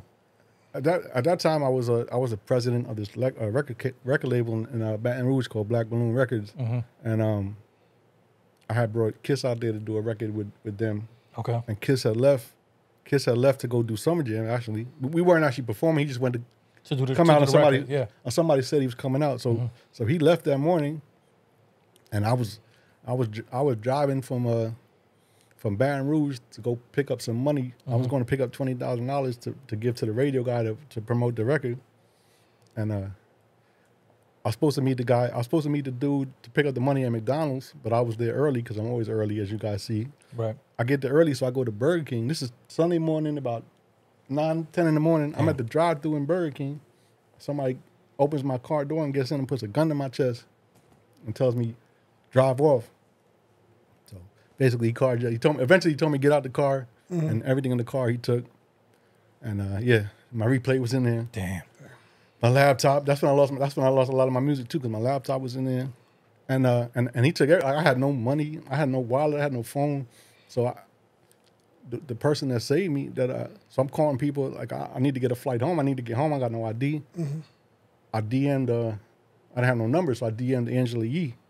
First, because I'm like, yo, what's your number? I got to call you. First, she's thinking it's like somebody hacking. She's like, this ain't you. Like, Yeah. But eventually, she booked me a flight home. She got me home. I got on the plane. I was good. Shout out to Angela Yee for that. Yeah, for coming through. That was the early Breakfast Club days. It's always amazing when you got people that in any situation could kind of hold you down. That's a great story. We appreciate that. Yeah. That's what's up. Well, we more appreciate that you made it out and nothing happened to you. Right, of course. You know what I mean? Everything else is replaceable. Yeah, everything else is what it is. Yeah. I thought when I was getting out the car, he was gonna shoot me in the back. To be honest, I was nervous as hell. But yeah, he didn't. He just took everything. But it's all good. That's all. I got it all back. Right. And you're here today. Yeah, and I'm here to talk about it. So exactly. That's more important than anything else. Yes, sir. If there's any artist dead or alive you would love to have been a DJ for, what would it be? I would have said Big, but I seen the stuff he was doing to his DJs. DJs. So Big Cap got Big it. Cat got a bottle, water bottle. Oh, and the microphone. Microphone. What about first? Water bottle first, yeah. I mean, Rest in peace to Big Cat, yo. maybe somebody like Michael Jackson, somebody of that stature, Luther, somebody like that. But yeah, I done pretty much. It's crazy because like all the artists growing up that I really like now they're on my phone. Now I call them now. Right. Yeah, so I mean, I've worked with pretty much everybody that I've wanted to, and if there's anybody that I need something for, I can pretty much get in touch with, maybe not me directly, but I could reach out to somebody. Right, of course. So, yeah. Right. So yeah, What about doing more shows with DMX? Since the first one went good. There's a lot of things about DMX that I didn't like. I don't want to say no stories, but of course. Yeah, rest in peace, X. I don't think I would have been on. See, let me tell you another story. So, like I said, I knew Kanye since before he was rapping. When everybody said he couldn't rap, He was just producing. he was producing. I think Ace to Izzo was out. Okay. Before Through the Wire, before the accident. Yeah. So like Kanye respected me because I'm one of the only people letting him rap. Telling me nice. Like he at one point he was like, "Yo, when I blow up, I want you to be my DJ." And I think this is before the LOX. So once I started with the LOX, I'm like, I wouldn't give that up because I felt like Kanye, like he's a huge artist and he's dope, but he was such a perfectionist. I feel like if one fuck up you're and done. it's over. Like, and I knew with Kiss and them, Right. like I was good. You know what I'm saying? Right. Like, Yeah. So that might be a regret right now, not DJing for Kanye, but it's also like I wasn't gonna Did he eventually reach out to you? I mean, like I still like I saw Kanye not too long ago. Like Kanye shows love no matter what. Like you can't forget that. You know what I'm saying? Like when he was in the hospital, like he was talking to me like on the 2As. Like he called him. Like there wasn't that many people around that was respecting him at the time. Yeah. So we would speak all the time. Like he told me he's quitting. He's not rapping no more. He's going back to Chicago with his mom. He's done. And then a couple weeks later, Through the Wire comes out. Right. And you know. Took off from there. Yeah. Right. Yeah. But like I saw Kanye when he did that beat. The last time I was in the studio with Kanye, he did that beat. He was doing that beat he did for Nas, with the Slick Rick. Oh, the Slick Rick. Cop Robs the Kids. Yeah. So I'm in this. I'm gonna tell you a story about how real Kanye is. At this point, I haven't seen Kanye in years. We in the studio because 88 brings me to the studio. We get there early. We get to the studio probably like 10, 11 in the morning. Ye walks in. I say, yo, I want to play you. I want to play you some music for my artist. He's like, yo, I got you. This is like 11 in the morning. Everybody and their mom comes to the studio that day. Of A$AP course. Rocky, T-Pain. Kanye's there. Yeah, like the whole world comes. We in the studio till about maybe midnight. When Kanye's walking out, he's like, yo, Killa, come play me that music. Most people Right. They would forgot. would have forgot or just not give a They fuck. would have skated. Like, yo, Yeah. fuck that. So Kanye took me to the Killer who? Kanye took me to the Maybach, sat in the car, listened to the music. He said, yo, I like it. Send it. He said, yo, hit up Pusha. Because at the time, Pusha. Yeah, it was running stuff. Right. Yeah. So, yeah, like, you know, but most people, you know, they wouldn't have did that. Right. Nah, they ready to be out at that Yeah, time. man. And you in the studio for 12 hours? Like, Yeah, and most of them don't even want to hear that shit to begin with. Like, Right. you know what I'm They're saying? like, nah, Yeah, like- not today. Yeah, like I'm pretty Email sure. it to me. Yeah, right. They would have said, yeah, send it to me. yeah. And that's you saying that kind of solidifies what I've been saying is when you have day ones, right? And I like to say this, you have people that put in that sweat equity, right? And they was there from you from day one. I think there's only a small window of people that you would do something like that for. Right. So like no matter the caliber of the artist, like, you know, I known you for 15 years, we put in work, you know, you was there when I was in the hospital, you know what I mean, and stuff like that. And I come to you and I'm like, yo, I'm not looking for no handouts, but I'm working on this and I just want your ear and your opinion. Yeah. You know, for him to take his time out, I think that says a lot. Shows character. So his character not only about, you know, says a lot about Kanye, but there's a lot of people that like you said, that wouldn't do that. Nah, 100%. You know, and they don't care about the sweat equity or what you right, did for right. them, or you know what I mean, which is it's terrible. But you know? but I look at it like this, like as you said, like Kanye, I was really there from almost day one with Kanye, so Right. it's a little different. Like with Kiss, I didn't grow up with Kiss, I didn't know Kiss, like so. You know, it might be a little different. You know, like I said, when Kanye get down with the heavy hitters, enough. Like I helped all that, like you know, because I was Kanye's man. I was there when Kanye bought his first car. I used to DJ his parties New Year's Eve in his house. You know what I mean? Like I, you know what I'm saying? So it's like, yeah, like, but yeah, he's a good dude. Like all that stuff about Kanye, man, he ain't. Right. You know, he's a good dude, man. I'm Jewish, and he don't hate me. You know what I'm saying? I try to tell Serge that all the time. You don't listen to me. I'm gonna talk to Serge. Yeah, but yeah, we cut you off real quick. The first night we DJ for the first time he I did. for Serge. I ran late. He playing Kanye record. He was saying to him, "Not today." And we had no at the moment. when was this? How long ago? Not too long ago. yeah, not too long ago. I got to It's talk. back maybe 5 months ago. I got to talk to 6 Serge. months ago. Yeah, I played what is it? The one with Jamie Foxx.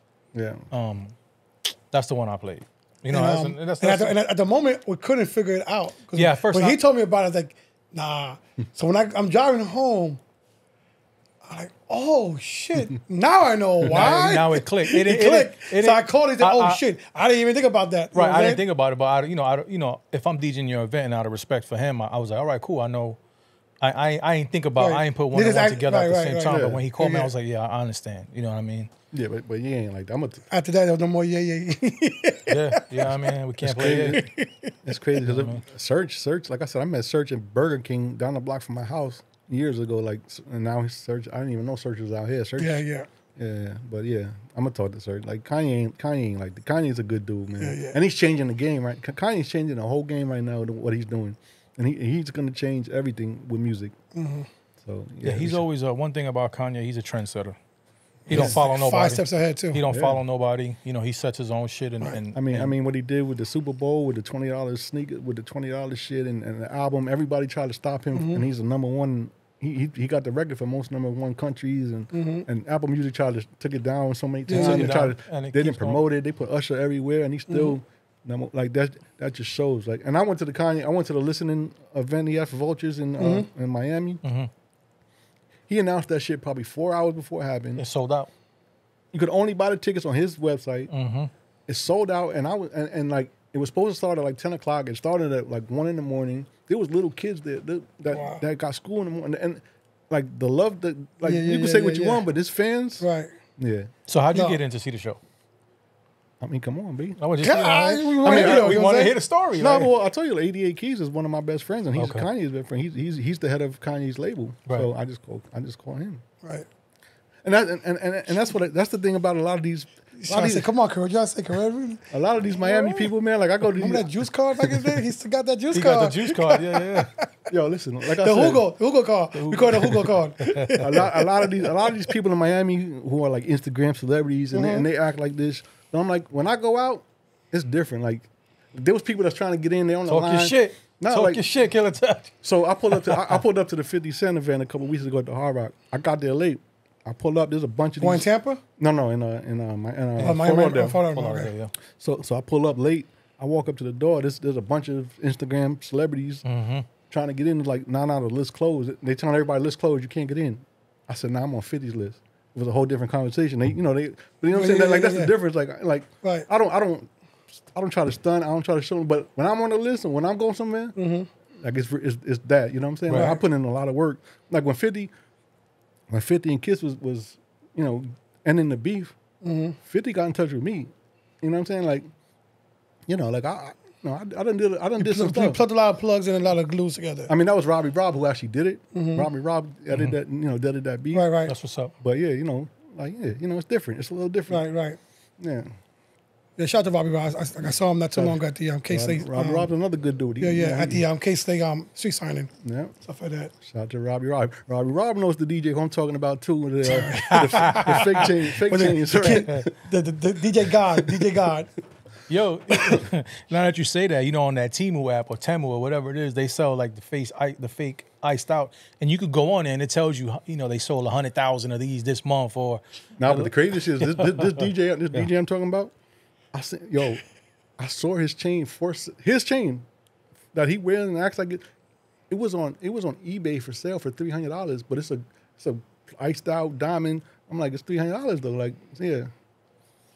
A little funny. Yeah. Yeah, But yeah. Everything, The crazy part about it that, what I'm saying, he could have been part of a great person to be with. But I tell people all the time, like, you know how long it took me to get my first chain and why? Like, you know what I'm saying? Being a DJ, like these DJs now, they act like they're getting so much money, but you know how long it took me to get my first watch, my first chain? I had to cash out my 401k.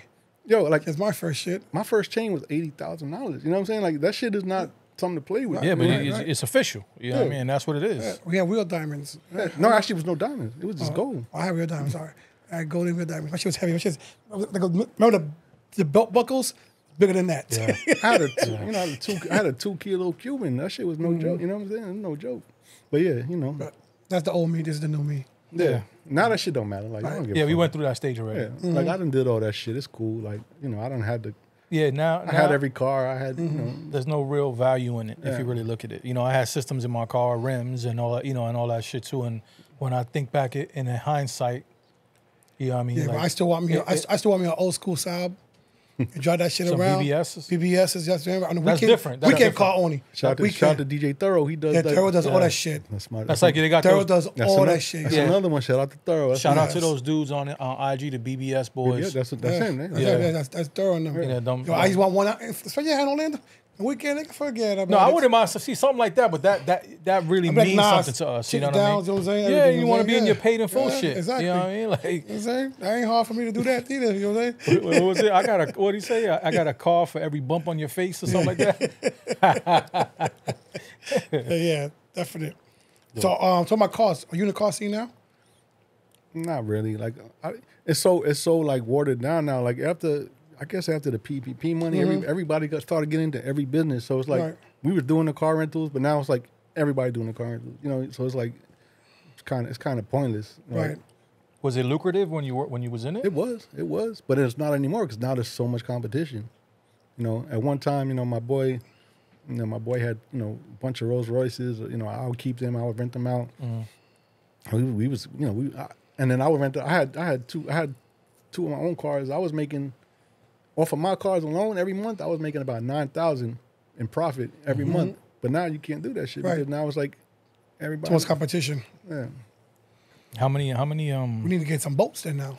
But everybody got that shit too. And now the money's low. People ain't got money like they did. So it's not that many customers for the yachts and the Rolls Royces anymore. Right. Because everybody's ran through their PPP loans. Right.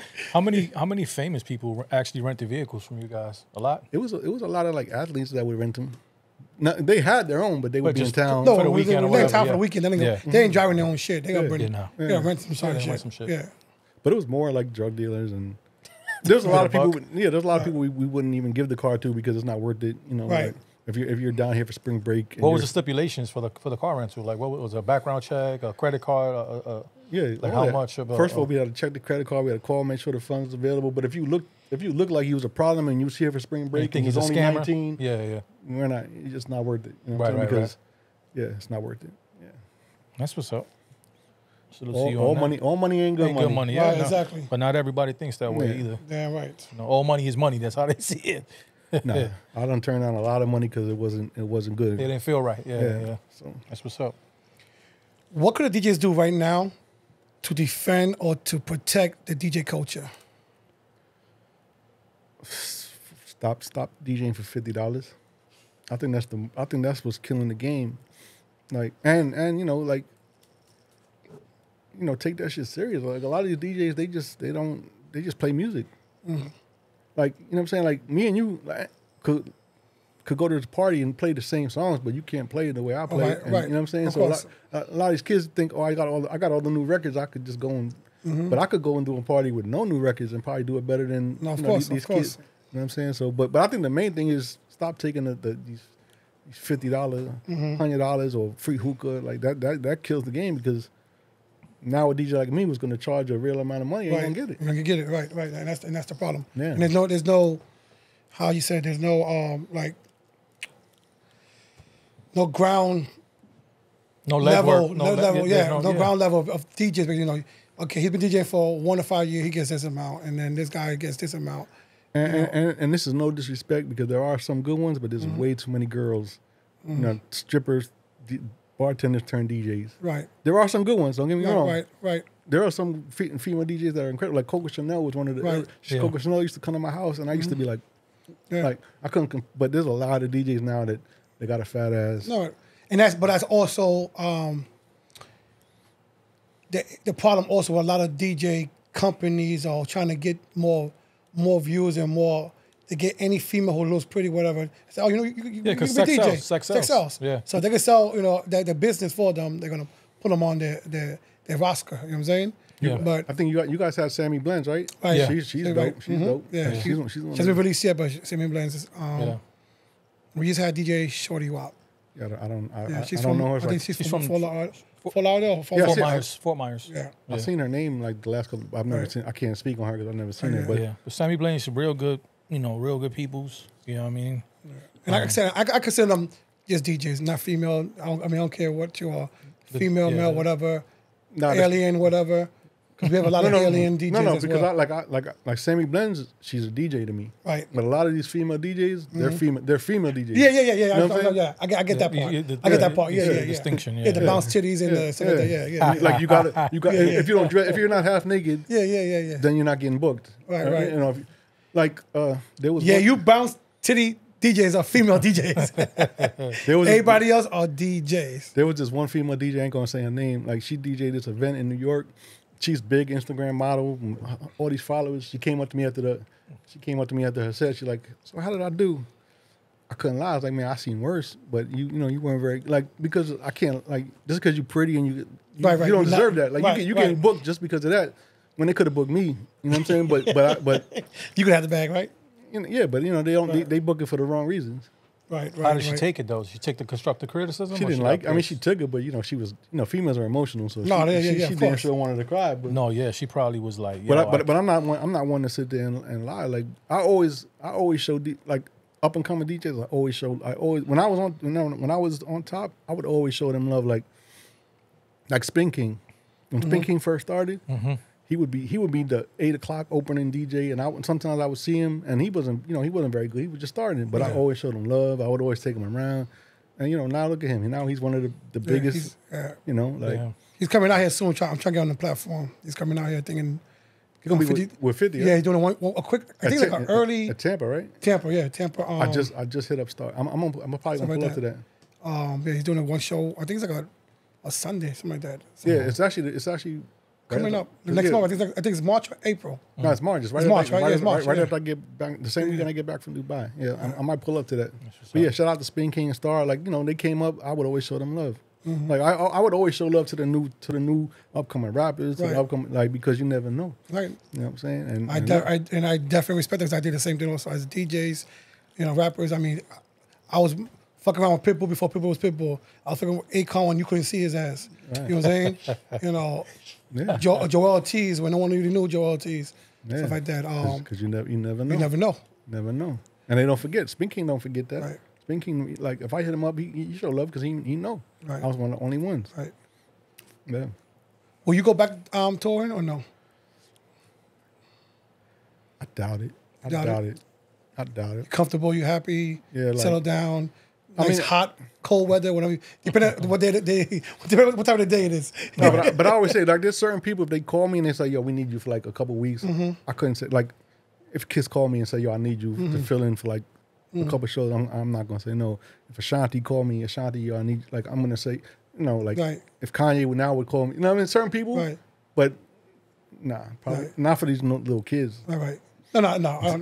Yeah, somebody you already DJ for. You already got a relationship with. Some big shit like that. Like friends, yeah. You just did a Ashanti party, didn't you? I mean, she's it's like my sis. So whenever she's around, we go hang out. Okay. I tried to book you, and he was like, "I'm with Ashanti." I said, "Damn, I wish I was with you." I was like, "Can I go?" I DJ'd Ashanti's birthday party out here on the yacht. What was it, 2019? Like some little private party she had on the yacht. I DJ'd that for her. Like I do that, Right. She gonna be in like the Fort Myers area next week. I'm gonna go up there. Yeah, but yeah, stuff like that. Yeah, but these little. Let me know what time I'll be there. Junebug. I'll pull up. Yo, what's up? Talk about Ashanti. Earlier, talk about J-Lo earlier.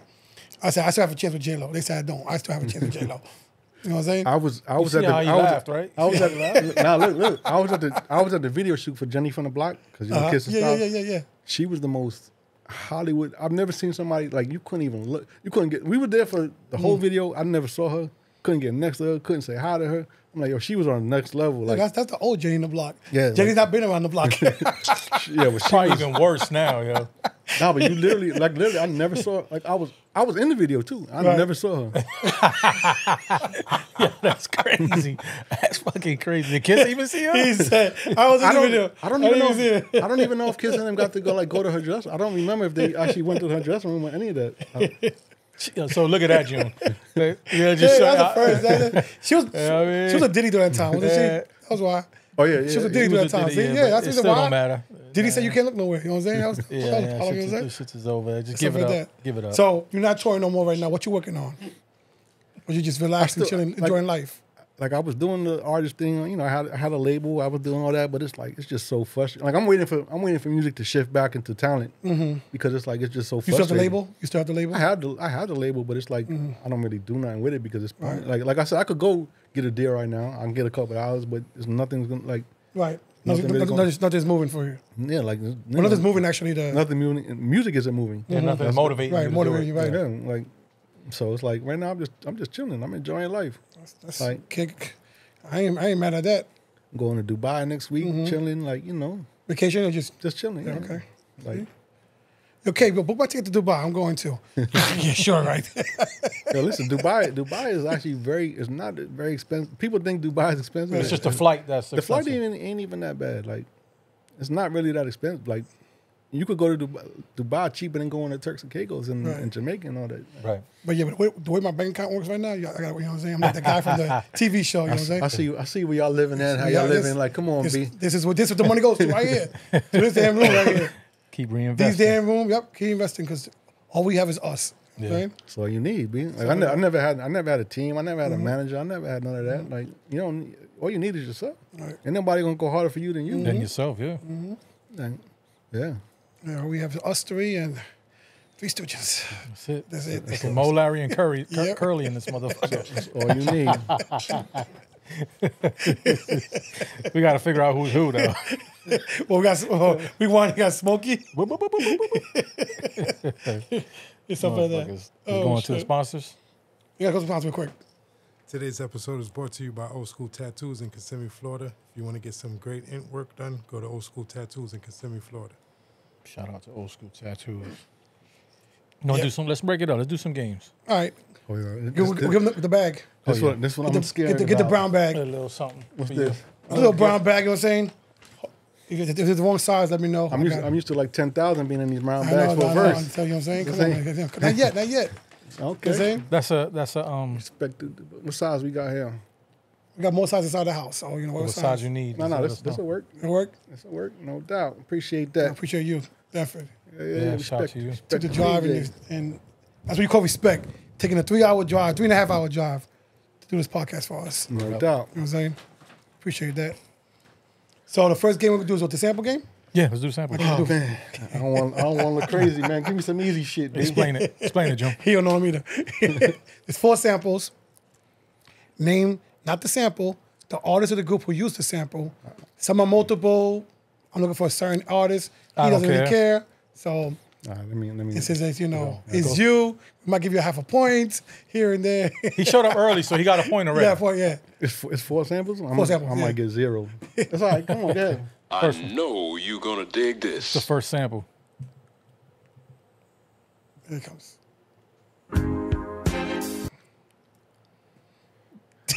I definitely know that's on my head, but damn. Do you know what the original song is? I know both. I just can't think. Like my mind is terrible. Definitely got the record. Play the sample again, Kay. Yeah, that's an easy one too, man.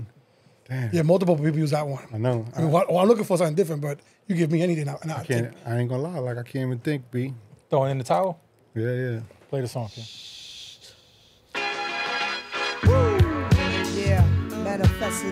There's so many people that use that. Yeah, the one we took it from was the Keith Murray. Keith Murray. Stuff for that. Keith Murray is a wild boy. Yeah, he is. Got it, number 2, man. I'm 0 for 4. That's OC. Time's up. Yep. Okay. You got that one, and actually, French Montana just used the same sample. Yeah, but that's OC. Come on, baby. No. Yeah, I ain't put French on that. I say no. No. Definitely. That was an easy one. Come on. That was the easy one. If you don't know, yeah. So now, okay, that was the easy one. He's showing hip hop now. He's showing he's hip hop. Stop that shit. That's all this love. That's Elder Barge, but who used that? We use the shit out of it, actually. They I use know. everything. I mean, so many people use that. I can't think off top, but come on, that's. Give me one. Okay. AZ. Yeah. AZ. Problems. AZ. Shout And to then AZ. and then Puffy used it for the original One More Chance record. Right. Stuff like that, which I think was one of the best ones too. You think so? I mean, I like the way the phone kicked off the telephone cord. The way it started. The way it was put together. Yeah. Do I get half a point for that for knowing the original? You get Yeah. I'll give you. You got 1 point. All right, let's go. Okay. Yeah. Yeah, I want to say you're killing me right now. Play it one more time. One more time. Man. I'm lost, B. I'm lost. I don't know. I give up. Rain Day shit. remix. Okay. Raekwon and Ghost. Shout out to Ray. Shout out to Ghost. Get one more. Let's Give see. me Get one. one That more. one made me look even more bad. Why not? That one's gonna be difficult right there. I just Yeah. You should know it from that sample. That sound. I don't know, B. Oh shit, that's one of my favorite records too. Superstar. He did good. He got 1 out of 5. I got 1.5. Man. He gets 2 points. Like I said, he's slower. He showed up early. So. Right. You want to do go through the cards when I get to the next thing? Yeah, go ahead.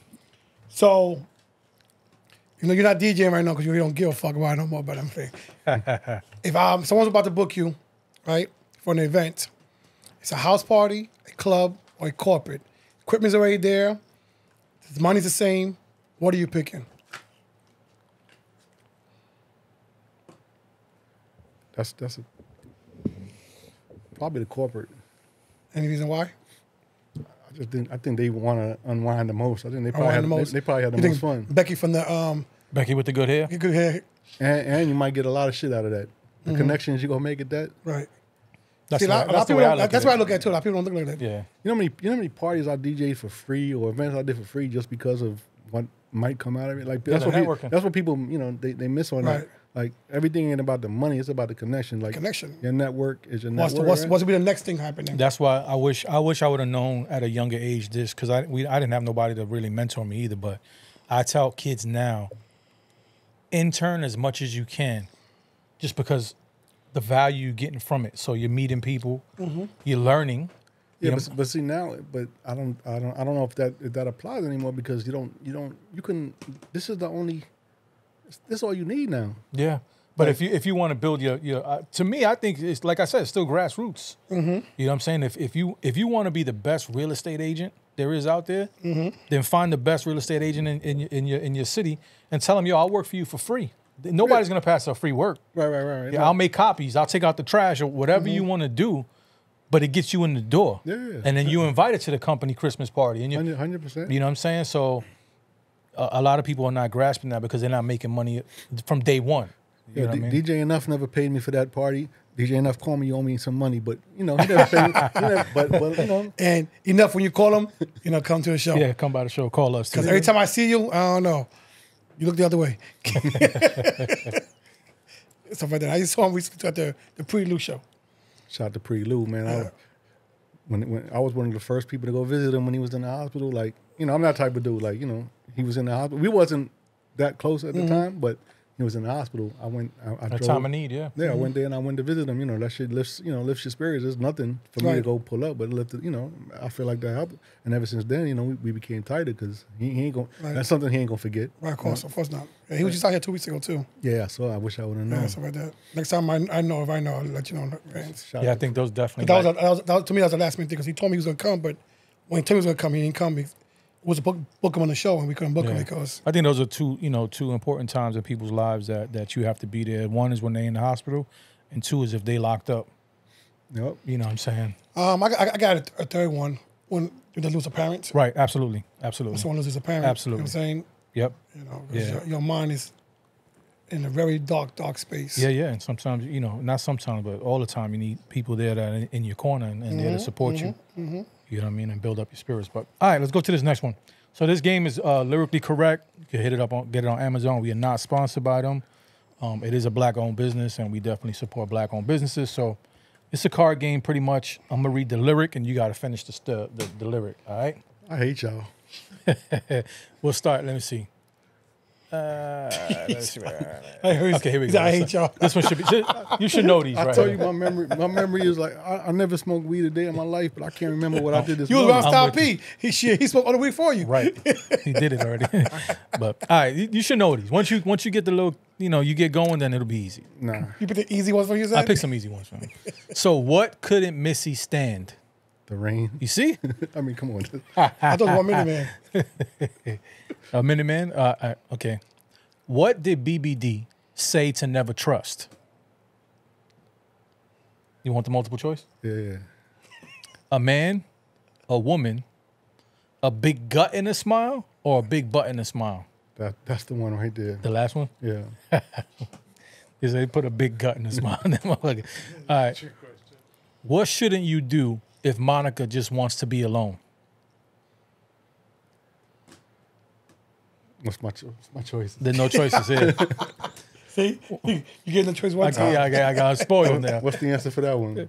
Don't take it personal. Oh, You know, yo, one thing about you know what I always say about Monica? Monica, to me, Monica's the illest because yo, you know, she was 13 She first came out. when them songs came out. Yeah.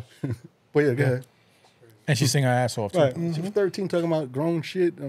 Yeah, go ahead. What does Trina got that's big like the sun? Ass so fat. There you go. So last one. Who did Fat Man Scoop tell to be quiet? I mean, I'm sure you played this record. chicken heads. There you go. Thousands of times I'm sure you played that record. We all have. You know what I mean? So shout out to Lyrically All right, Correct. that wasn't so bad. Yeah, it's not too bad. It's you know, if you play it, you drink and it has a timer. I don't drink, so You know what I mean? Right. Go ahead. Was you ever signed to Birdman?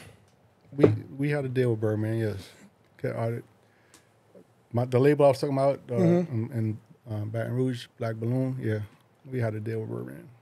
And my partner with my label, with my management team is EI. I don't know if you know EI. He was the president of the Yeah. He was the one who signed Drake, and you know, Okay. that's one I do business with now. Okay. Like, he got me in touch with Birdman and Slim. Okay. And it's funny because I was there at the Breakfast Club. I was there. Oh, and I was there. Yeah. y'all Put finished my it, y'all name on done? respect. I made so much money because look, so that Talked about that too. Yeah. look, so that interview was on Wednesday, right? So Angela Yee called me the night before, like, yo, I need you to come up because I don't know what the hell's gonna happen. I know you cool with Birdman, please come. So I come. This shit is on a Wednesday, so all that shit happens and it doesn't air until Friday. So by the time it airs, I got the shirts, put some respect on my name. I called Birdman. Birdman was like, cool, no problem. Charlamagne wears it for me. It's on every blog. Yo, I made so much money that day off of that shirt. Yo, I gotta salute you for being ahead Yeah, on that. yeah. Because not many people would have just sat on it and not even thought about it. Yo, that night I went to my boy. I said, we need these shirts now. I called EI. EI put the money up because I ain't had the money at that moment to put them up right there. EI put the money up. I made the shirts. I called Birdman. Birdman said, cool. Charlamagne wore it. That shit was that shit took, I couldn't even keep up. And one day the orders that came in, How many you sold, you think? I couldn't Put a even, number. Put a number. I made a lot of money that day. Put it like that. It was In that one day? one day. As soon as that shit at the Shade Room, it was over. As soon as Charlamagne wore it and it was on the Shade Room, my shit was crazy. Shout out to Charlamagne for that. Yeah, that's And funny as hell. then a couple of days later, I'm on a yacht in Miami with Angela, and Birdman calls. Birdman was like, "Yo, bring Angela to my house. I want to give her $10,000 as an apology, but she, you know, you can't take money." Right. So he didn't, you know, she didn't take that money. I was like, "Shit, I'll take." But yeah, Birdman tried to make it all good after that, and you know, but yeah, that was a crazy day. Shout out to Birdman. It was crazy as that went trending for a minute too. Still, it Yeah, comes yeah. back up every once in Yeah. a while. I had everybody wearing that shirt though. Everybody. I had every DJ, everybody wearing that shirt. That shirt was that was one of the illest shirts. It was a dope line. You know what I mean? She said, and then put some respect on my name. I had my logo, the label, cash. Yeah, it was crazy. But yeah, what else? That's dope. So throughout the years touring, you know, you say you had the car business going for a little bit, your record label. Anything else you invested yourself into? Nah, I just be chilling. I did the little crypto thing for a while when it was popping. I made a couple dollars off that, but you know all that shit is temporary, and you know that shit don't last. Yeah. So I just enjoy life. Like, you know, I still get a little, you know, my little music checks enough to live off of. You know, Right. I'm good. Right. What is the craziest LOX story you could tell us on tour? I mean, there's so many. I remember when he had that fight in Detroit with Trick. That was a. I stayed back that night, but I remember when they came back after the fight. Yeah, that was one of the craziest. Like Trick was no joke, boy. He What was it that they didn't check in or something like they that? didn't check in, but you know the LOX don't they don't do check that in. shit. Yeah, Right, like right. they don't go. They like literally no security. Like I would be everywhere with Styles. It would be me and Styles in the hood and like South Central, like by himself chilling, and everybody respecting. Trick is the only one that ever Pressed them? pressed him, and after that, you know, they became like real good friends. But yeah, that was the only time that ever happened. Let me see what else happened. I mean, there was so many stories being. there was one time in the. Is there one that says, you know what, fuck, I ain't doing this shit no more? I mean, Styles and Stab Pete. Like I done seen it all, dude. I done seen it all. The one thing that shocked me, one time we did a show in Connecticut. Kiss is on stage performing. He's like, and the stage is up, so he kind of like bends over. Somebody snatched his chain, right?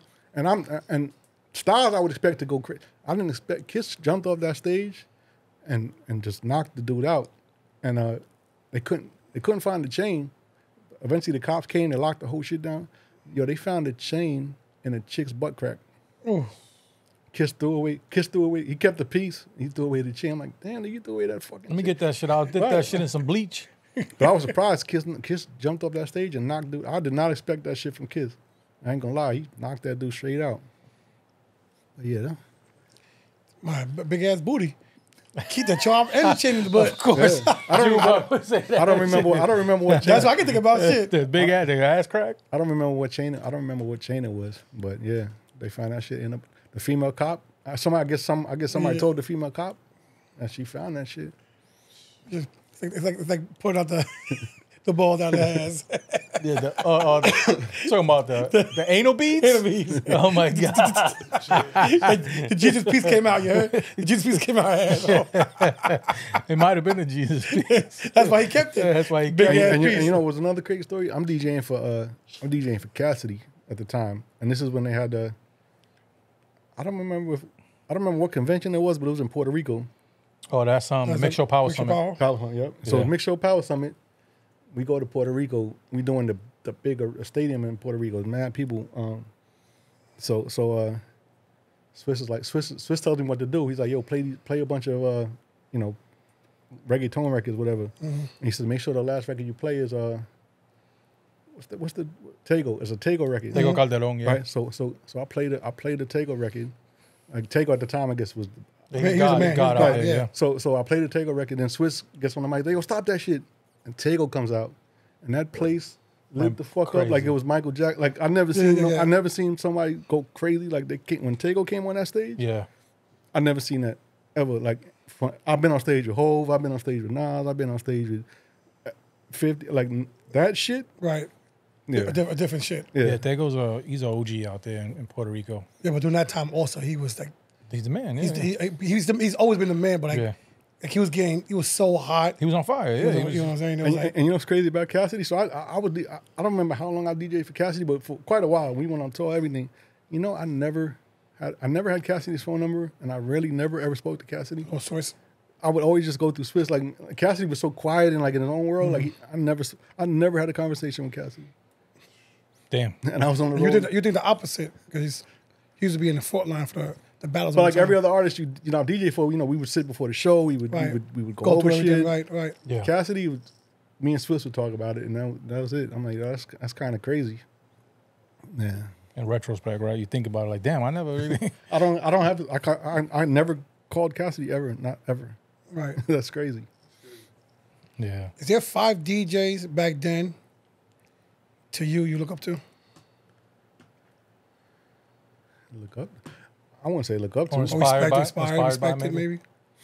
I mean, like I said, like when it came to mixtapes, like Dirty Harry was the god. I thought he was the illest when it came to that. Of course, you know, at that time, you know, Flex was the biggest in New York. There was Kid Capri, you know, Tony Touch with the 50 MCs, and but I mean, it was and Enough, of course. That's probably it. What about 5 DJs now? Nah. Even, There got to be 5 DJs now, even if they're older DJs. But even you know older what I mean? DJ, but 5 DJs. Like I said, you know, LS1. That me personally, like respect. Yeah, he's still active too. Yeah, though. he's LS1, active, Sus One. Okay. As you see, that's one of my You guys, yeah. DJ City, who's Ashanti's DJ. That's like my brother.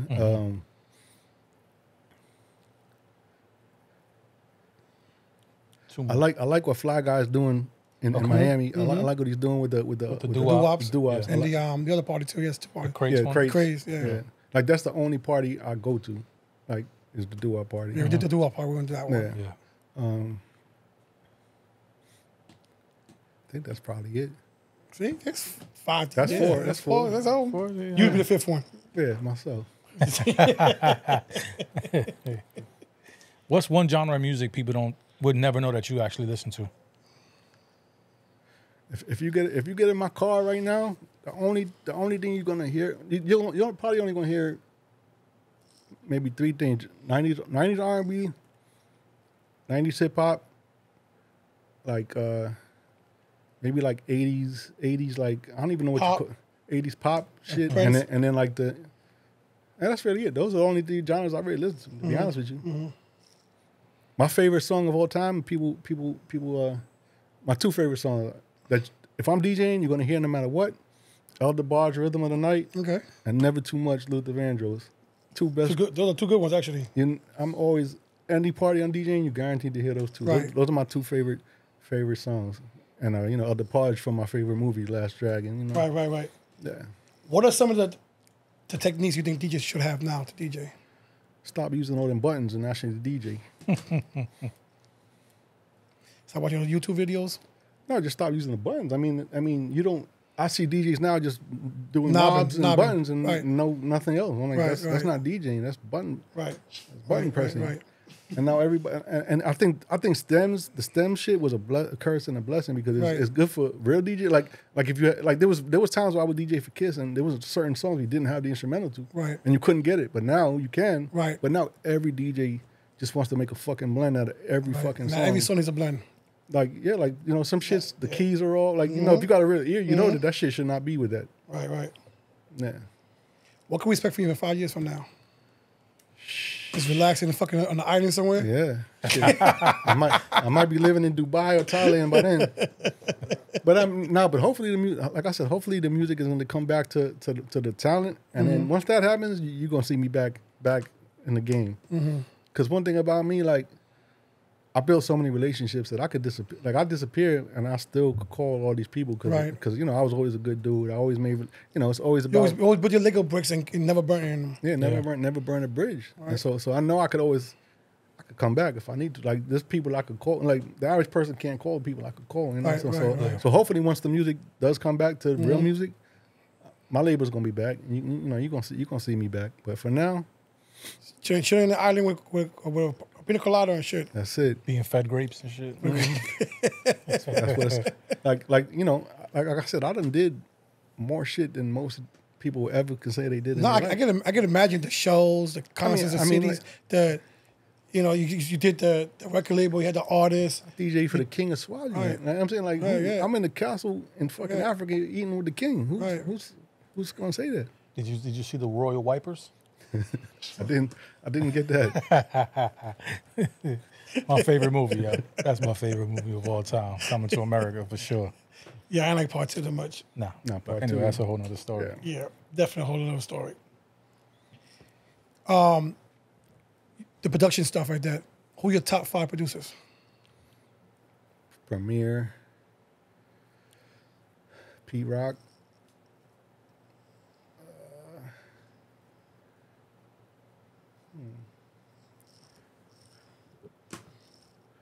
my boy 88 Keys, Premier, Pete Rock. I think Diamond D back then was one of the best. I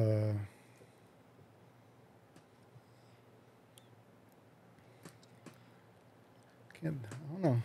I guess Dre. I guess Dr. Dre. And That's a solid 5. then after that would be probably Pharrell and Timbaland and Swiss. Those are all hitters right there. Yeah. All those 8 are hitters. Yeah. Hundreds of millions of records are sold there. That's what's up. When you do play, you play R. Kelly? Of course. Fuck yeah, right? Yo, everybody acts like we didn't know what the fuck he was doing way before he went to jail. Like Right. we all knew this shit. And now he's canceled? Right. Like you didn't know Aaliyah was 15 when he was married? You didn't know he was pissing on shit? Like we knew that. We didn't care. But now it's cancel culture, so now we care. Right. Yo, we knew about Kelly. And you gotta separate the two. Right. music, The music and the yeah, person. like he's the GOAT. There's nobody better than him. You can't take that away from him because he did some bullshit Yeah. that we all knew he did. Right. and didn't care. We were singing those songs. He didn't give a fuck. We knew he married Aaliyah when she was what 15. 15. We knew that. We didn't. Nobody cared. Dave Chappelle was pissing on chicks. Nobody cared. It was funny. Nobody cared. Like nobody cared. Not saying it was right that shit that he did, but nobody. Right. You can't take away a man's legacy for that. Right. No, he said the music and the person, two different things. Man, I listen to R. Kelly on the way here every damn song. He was singing his ass too on a Sunday. On a Sunday, right? Yeah. Can't nobody beat R. Kelly in a verses. Oh, there's no competition. They can't even for that. put that together. They can't put that verse through. Okay, I don't know. Yeah, there's no. I couldn't. Maybe Michael Jackson. I don't even know. You know. R. Kelly got so. I don't think even it's his pen too. But because we don't know who he wrote for. Yeah. We if we do the research now, we can find it out. But R. Kelly has got all these songs right now that he's trying to sell to get money. Like he got so many songs. I mean it's different. R. Kelly different. Yeah. So you said driving on the way here, you was into R&B, you said? 90s R&B playlist. That's all I listen to on the way. Yo, you got to think about it. Like 90s R&B was all about shit that is never gonna get old. Right. All that love shit and all that shit. You can be Like 20, freestyle music. when you were 20 years old, you could relate to it. When you're 30 years old, you could relate to it. When you're 50, when you're 60, you could always. You can't. What are you gonna? When these kids now that are listening to Sexy Red, talking about her butt cracking. When they're 50 and 60 years old, they can't listen to that shit. Right. You know what I'm saying? They're not, but all that shit we grew up on, we could listen to till the day we die, and that's always gonna be good. So there's a good one for you. If you had a CD changer in your trunk, you gotta pick 10 CDs to put in there. 10, shit, okay. Or you got us 10 because you can't That's get a out lot. and swap. No, but that's a lot. 10 yeah, a lot. Yeah, 10's a lot. And you're taking a drive from your hometown now to BK. You know what I was thinking about too? These albums nowadays, like, them shits is like 20 minutes. An album is 20 minutes long. You can't even listen to that shit under the trip. Like Ice Spice album is like 20 minutes long. Her whole album. Yeah, because every song is a minute and a half, 2 minutes. Yeah. Okay, but yeah, like the albums that I listen to currently. Any genre of music. The albums I listen to currently, all the time, of course, Reasonable Doubt and Volume 1. Okay. We're talking about the whole album. Like, I got the album. Beginning to end. Beginning to end. those two. All right. The Purple Tape, Okay. Illmatic, Okay. and what was that? The Illmatic? It was written. Stillmatic? No, it was written. No. It was written, It was written, because that's when the track yes. masters came Right. in. So what is that? Ready to Die and Life After Death. Okay, so you are 7 right now. 7 or 8 around there. Jagged Edge first album. I can't remember the name of it. Was it J.E. Whatever Jagged Edge first album. Okay.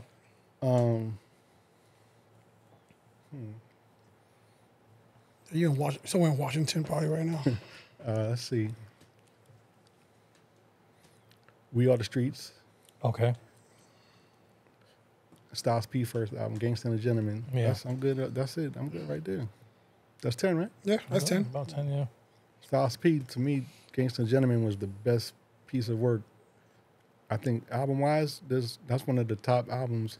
And it was a shame that he had to go to jail because it never got to be where it should have been. But that album, and it had a lot of fucking songs. I had like 18, 20 songs on that shit. And that shit was, I don't think there's a better album from the LOX or Rough Riders at all than that album. Yeah, he didn't get the promotional push that it should have got. Yeah. He went to jail the time the second single was coming out. Right. He was in jail. Yeah. Didn't get to explode. I went to places with Styles that Kiss never been. You know what I'm saying? Like that I Get High was so big and that album was so, yeah, that was different. Man.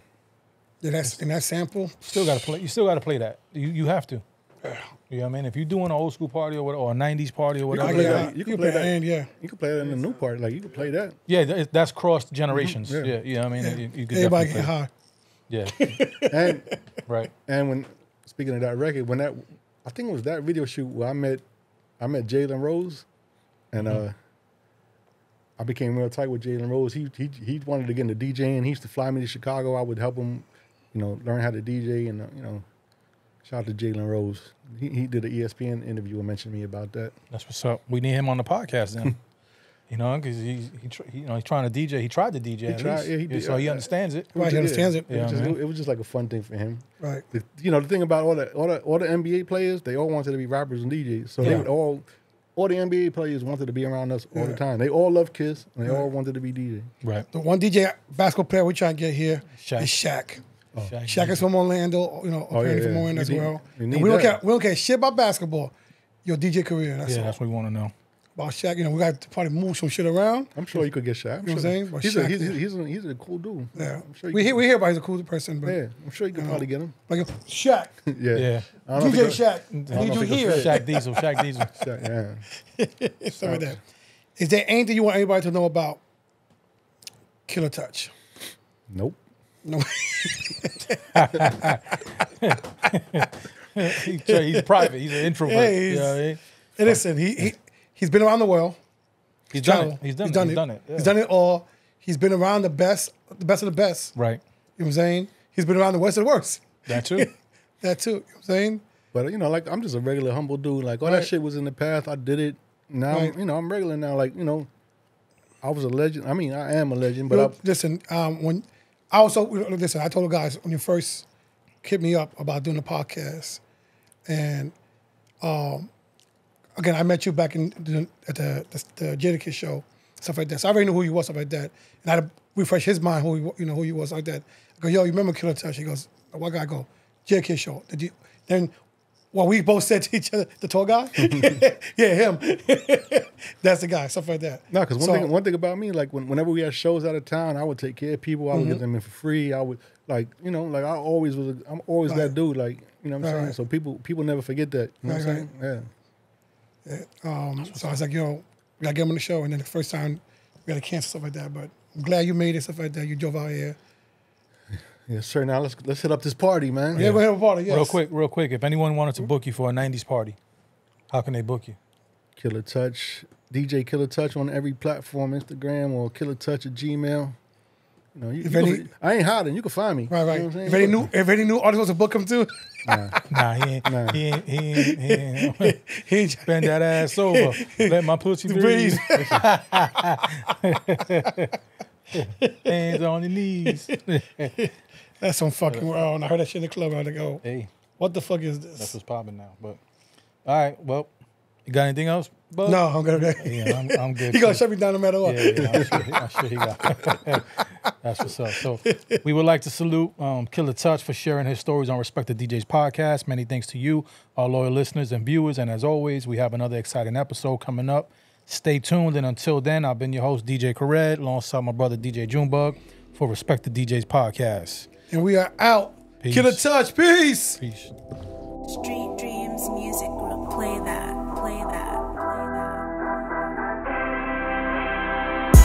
DJ Dirty Harry, a visionary DJ and record producer whose groundbreaking work co-producing Alicia Keys' Grammy and ASCAP award-winning hit, No One, remains etched in music history. Beyond production, Dirty Harry's contributions extend to Jasmine Sullivan's Grammy-nominated album, Fearless.